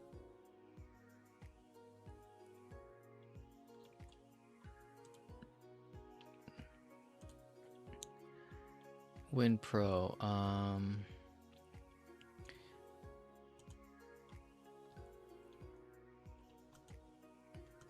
Okay. I don't even know, man. Wind Pro has bass emphasis. Yeah, it does have more bass. Adjusted front chamber has been increased. Metal 40 millimeter. It's yeah. So maybe it's they just cleaned it up a little bit for $20. This is okay. Yeah. What I want to show you though, because right now I'm just, getting into headphones, right? So I have the JT3. Um, Let me show you what it looks like in here. JT3. So this is from, which side is this? Earphones Archive. So there's the JT3 in there. What's really interesting is you can actually switch the pads. Oh no, it's not this one. It's not earphones. It's Unheard Lab. Okay, so let me do Unheard Lab in here. So JT3, he used Sennheiser 560S pads, and man, it looks very, very good. I mean, it just looked like the 560. Because my concern about, I mean, it's a warm, good sound JT3 for like $60. It's already very good. But so I bought some pads, 560 pads, and it grabs like this. It just transforms it into a Sennheiser set. So I bought the pads, and this is probably gonna be my neutral reference. I can already tell. So I'm waiting for that pads to arrive.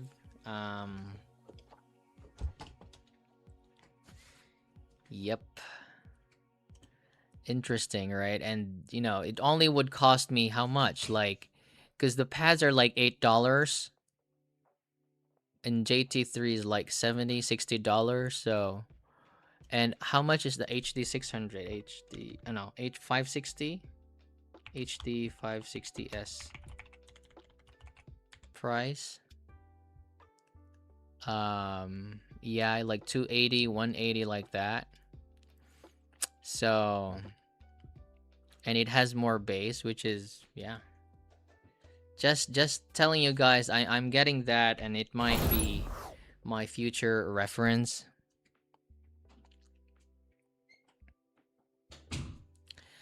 So yeah, that is it, I guess, for today, guys. Finally, I finished all Popinator sets. What I have coming, I have the binary 1900s. I have that, so it's probably gonna be next week. I have the, what is that, man? Like, I have the Pula. There's a Pula audio that's budget, and a K-Fine budget set as well. So I forgot what that.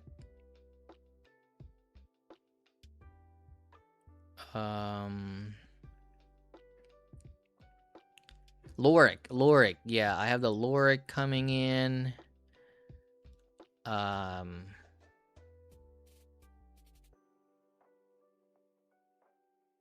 Yeah, and I have a few more coming in. There's just many budget sets coming in recently.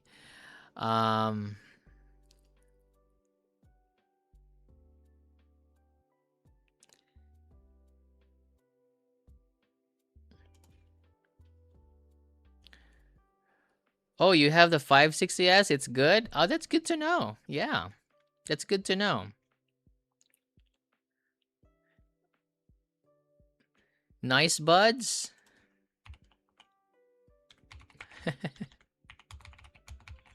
Better than the HE one? I think I have the nice buds, though. I think I have the nice buds. I think I did an impression of that. This one's here, better than the HA1? Really? I thought the nice buds were, meh, I don't know. Were they really that good? I don't know. Maybe I just wore them. Really? Oh, I can't believe I have them here.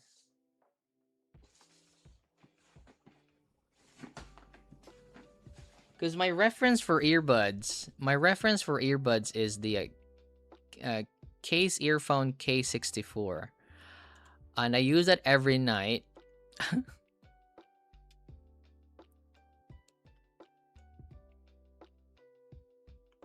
Oh, okay. That makes sense. Hence, people said get the 5650 instead. Oh, okay.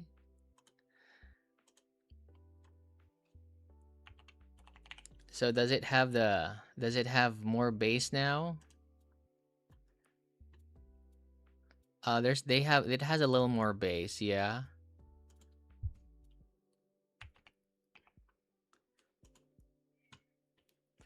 But the JT3 with the 560 would probably be,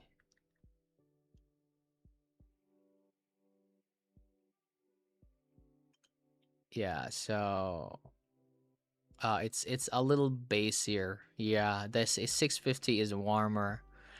I think it's warmer. Let's see. Let's see which one sounds more balanced. All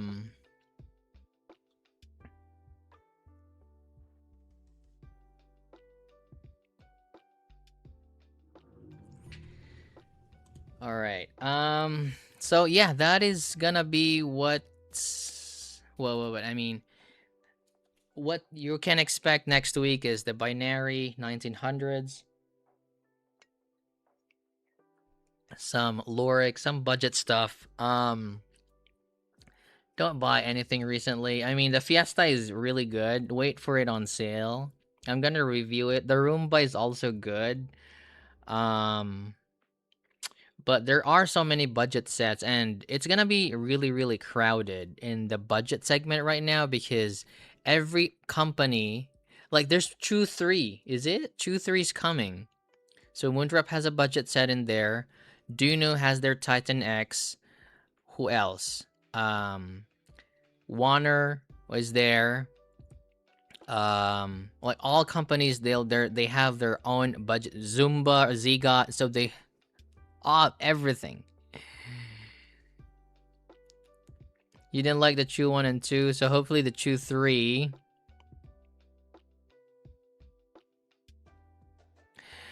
Resonance 5 is good, man. But it really depends on what you're looking for.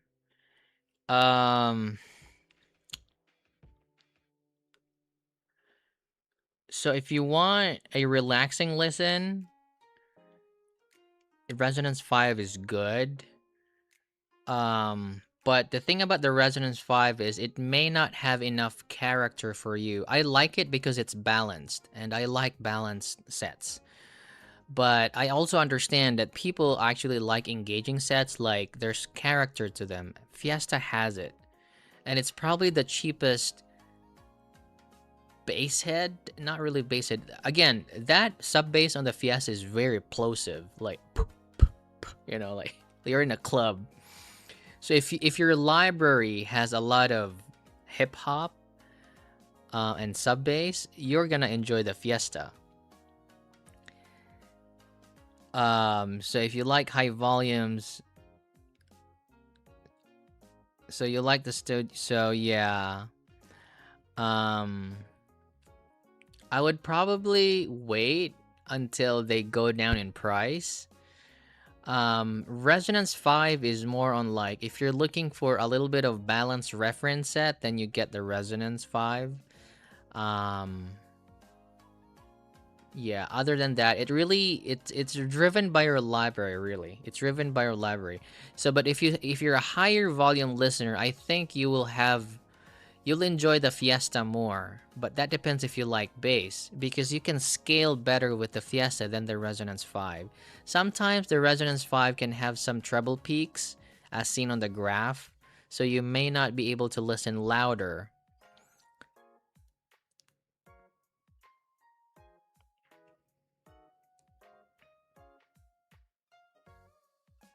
Explorer is better for you, yeah. So the Resonance 5 is like an upgraded Explorer for me, in a way that it has a little bit better treble. So I didn't like the P7 too. I didn't like it. The treble was just too artificial sounding for me. Even if it had bass, the treble was just too annoying. I can't listen to it. The Resonance 5 is good in that regard, wherein it's timbrally correct. It's a little bit, I mean, it's just a balanced sound. So if you like the Explorer, you're probably gonna like the Resonance 5. But man, I know I hate the treble on the P7, but a lot of people liked it. You know, a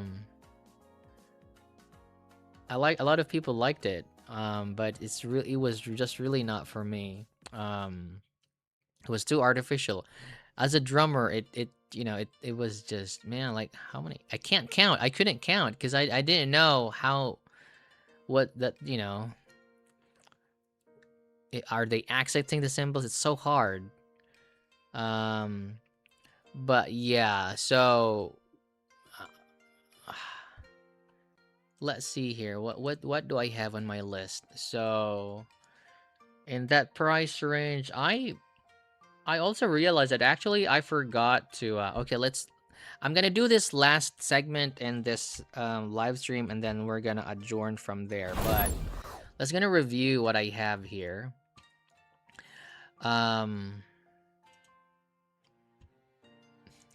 You can't see it, it's green.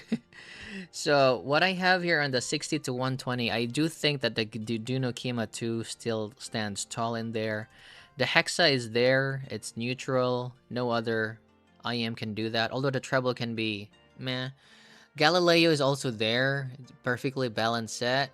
Maybe the next one that's gonna go is the Let's Sure DZ4. I just don't find it, it can go. If I find good IMs to find, it can go. Truth Ear Pure. Oh, you know what? I didn't put the Fiesta in here.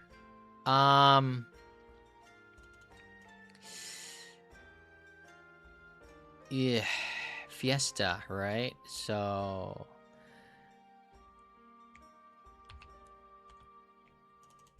okay.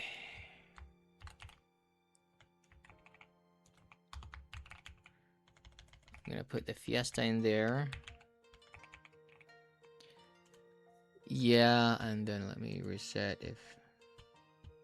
Okay, so Fiesta in there. Let's sure DZ4 goes down. Probably next that's gonna go down is the Pure and the EW300, but you know, they're still good in here. Roomba. Oh yeah, Roomba. Roomba's in... Oh my god, what do I remove? Dang it. Oh man, this is hard. What do I... Man.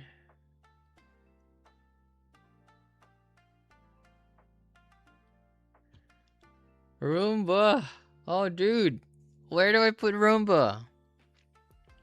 Someone's gotta go here. Someone's gotta go. So we have Zenith. I still think it's good. Opus 22. I think it's good. You have two options in there. Tanya D-Speed. Amazing set. Apos Lobster. KZ Duo.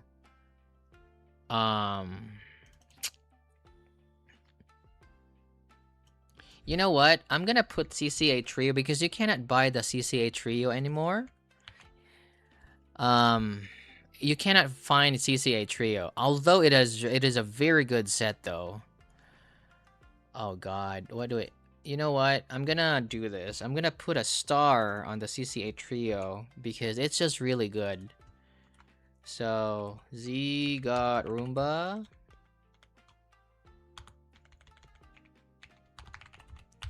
Roomba in there. Yeah. CCA Trio is one of my gems. It is a hidden gem because no one talks about it. And do you know what? Amir in Audio Science Reviewed actually reviewed it. Didn't you know that? It's too good for its time. The CCA Trio was too good for its time. It measured really, really close to Harman at that time. And I still remember that sound. It was like, why do I even need to buy the Da Vinci? No, not Da Vinci. The Chopin. The CCA Trio was so good for its time. Yeah, I know. I know. It's on the list. And that's why it's like a gem. If you can find it, get it. Yeah. And it was featured in Audio Science Reviews. Amir reviewed it. It's crazy. And they referenced my measurements in there. I was kind of proud that my measurement was in there. Yeah.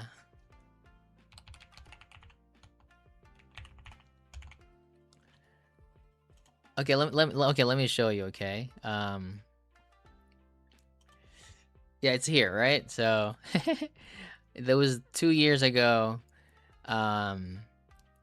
He reviewed it, and it was too Harman compliant at that time.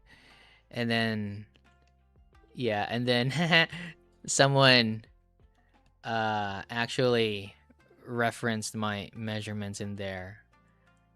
Yeah, they said like, you know, because Amir, I think he didn't know which one's up and which one's down, and he said like, oh, there's actually all up actually tucks the bass a little bit, so people talked about... I didn't know. I just realized this like a few days ago when I was looking for the CCA Trio, like where can I buy them, you know? Because I want to put links, and then I realized that it's been discontinued.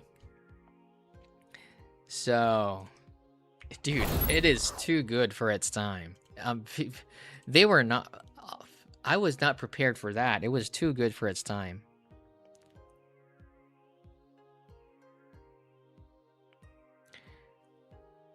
So, no, it doesn't sound like the P7. The tonality... No, it doesn't sound... The tonality is closer to the P7 without the treble artificialness. And that's why if you hate the P7, maybe hold off the Resonance 5 a little bit. But they're different to me. I didn't score the P7, and I ranked S on the Resonance 5. Yeah. It's just better. It's night and day different for me.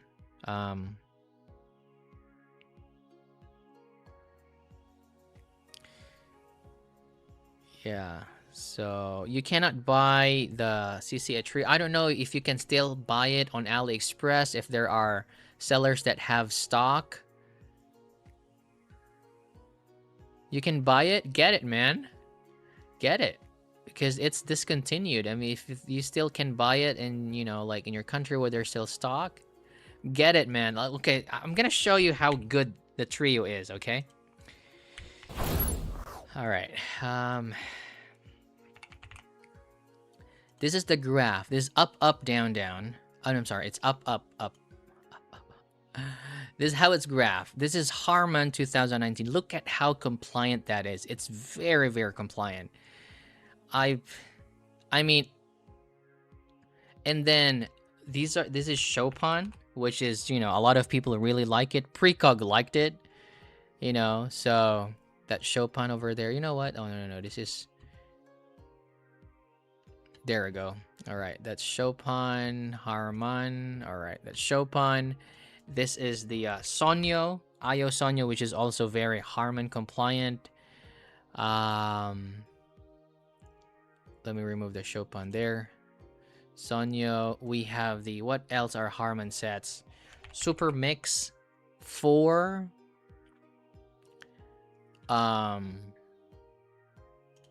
Yeah, Super Mix 4. What else? There's so many sets. Even the just so many, man. It's too good for its time and for its price. This so if you can buy it, get it, because it's already discontinued. It's a hidden gem at this point.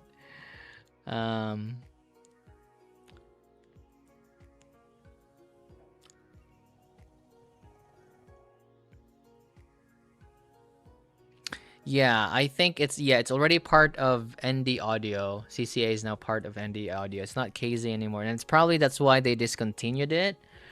But whoever tuned the trio might be like I don't know, like he might be like, I don't know, like resigning or on the verge of getting fired, and they're like, what the hell? I'm just gonna tune a very budget set too. Really? Is it the Vader Pro?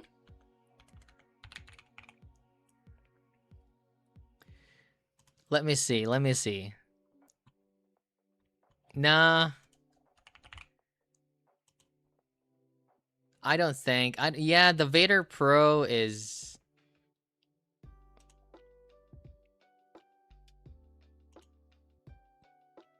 No, it's too tucked. The Vader Pro is too tucked. Yeah, the Vader Pro. I'm checking at Paul Wasabi's Squig. It's too tucked.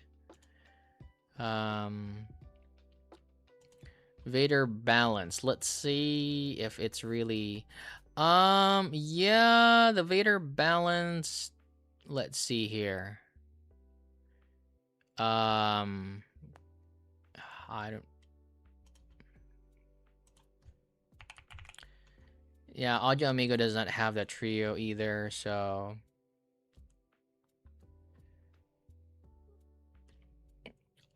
Yeah.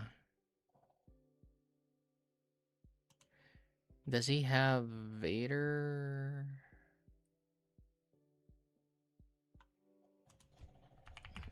Doesn't have trio. But yeah, the Vader looks good. The Vader looks good. Hunt for the trio, man. Hunt for the trio. That's good. Still a lot of stocks. I don't think it would sound different. CCA, no, it won't sound different. It won't sound different. Up, it won't sound different. Yeah, I doubt it. Yeah. I highly doubt it because they discontinued it, right? So that means they just use all their stocks. They're not... There's a high chance that there's a tuning change if they still continue releasing the sets, right? Because, you know...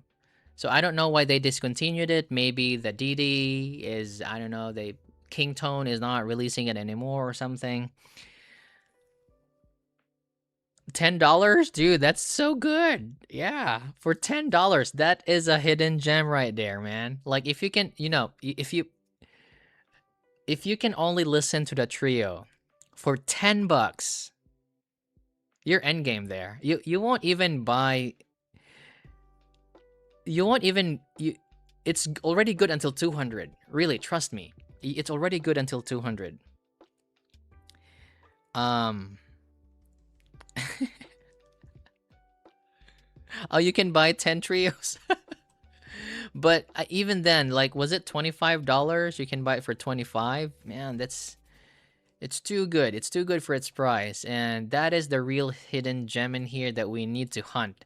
I'm actually hunting for one because I wanna, just for flexing. I have this good set, trio good set, very Harman compliant, but I can't find one. Maybe I can on AliExpress, or maybe when I go to Japan, I'm gonna get one, and hopefully I can gets delivered there. But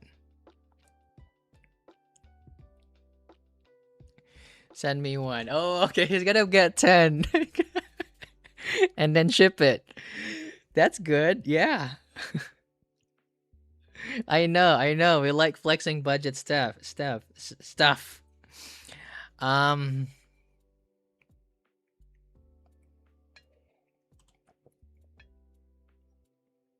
So I already gave you an idea on my review. So that's actually one of the last part, the honorable mentions, the CCA trio. So I'm expecting that after my video, a lot of people are gonna get the trio. So buy them while you can, because when my video gets released, and hopefully it doesn't go viral, because if it gets viral, man, people are gonna buy it. But I'm not that, my videos don't go viral, man. Like, I only get like a few hundred views. I'm lucky if I get 1,000 views, which is good, so.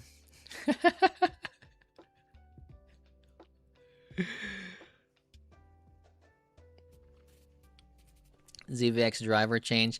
The good thing about the trio is it has switches, and the switches on the trio is practical. Okay, so I'm gonna show you what I mean by practical.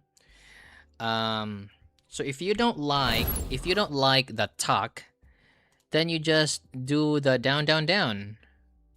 If you don't like the tuck, you just do the down down down, and have more mid bass. And the tunings are, the tuning change. Did I only I only graphed two, actually, the up up up and the down down down.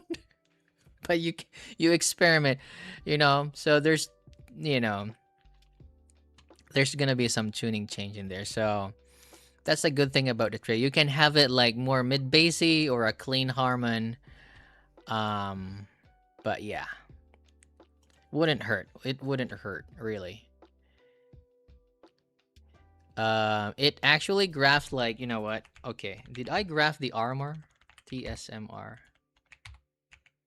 Tansho Mirai X. Fucking shit, look at that. Tansho Mirai X. I also have the armor. Oh, I forgot to graph that. I have the armor with me. Or did I? Yeah, I have the armor. Wait, did I return it to Adam? No.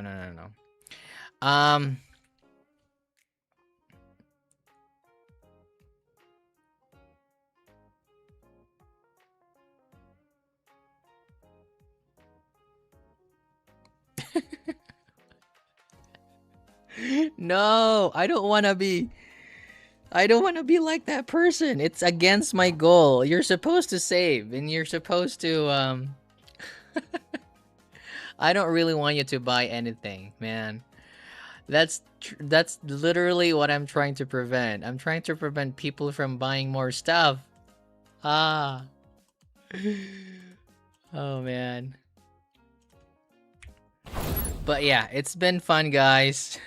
I don't want to influence you to buy more stuff. Oh.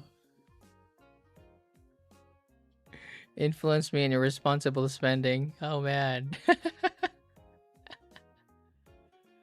The ZVX is good. The ZVX, I like the ZVX. Is it here? It's here, and it's in my sub $20. It's there for a reason. It's good. ZVX is good. I still think it's good.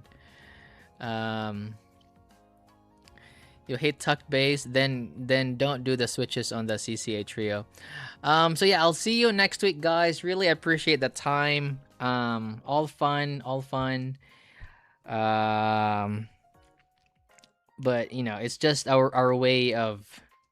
It's fun. It's I don't know. It's just fun this way. I have my streams and I communicate with you guys, talk to you about stuff. Um, I'm gonna be more of like. So I don't want to be using. So when I do my reviews, I would just want to be more straightforward. I don't want to use flowery words. If I feel like the bass is enough, I would just say it's enough. And it's probably because this is one stress in the hobby. I felt like I was trying to be someone I'm not. You know, like because a lot of reviewers are so eloquent. You know, like they do a lot of. I mean, it's good. It's nice seeing them. They're very eloquent and they're very they use good words. I wish I was like them.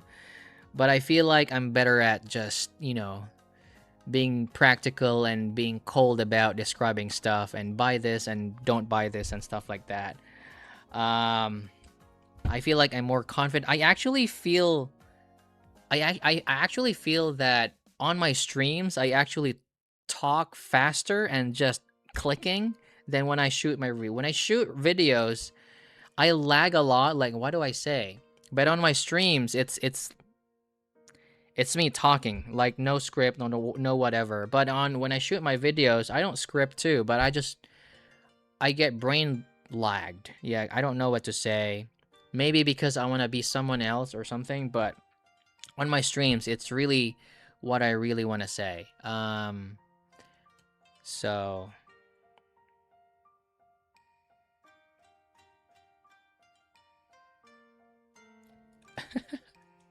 Tangent 1 or 2 shit. Oh man, that's too bad. But yeah, thank you so much for being here, guys. Really appreciate the time. I hope you enjoy your weekend. Enjoy audio. Have good mood, because mood equals good audio, Happy times makes good audio. So, don't get stressed. Exercise, whatever, eat good food. I hope to see you again next time. See you and have a nice day.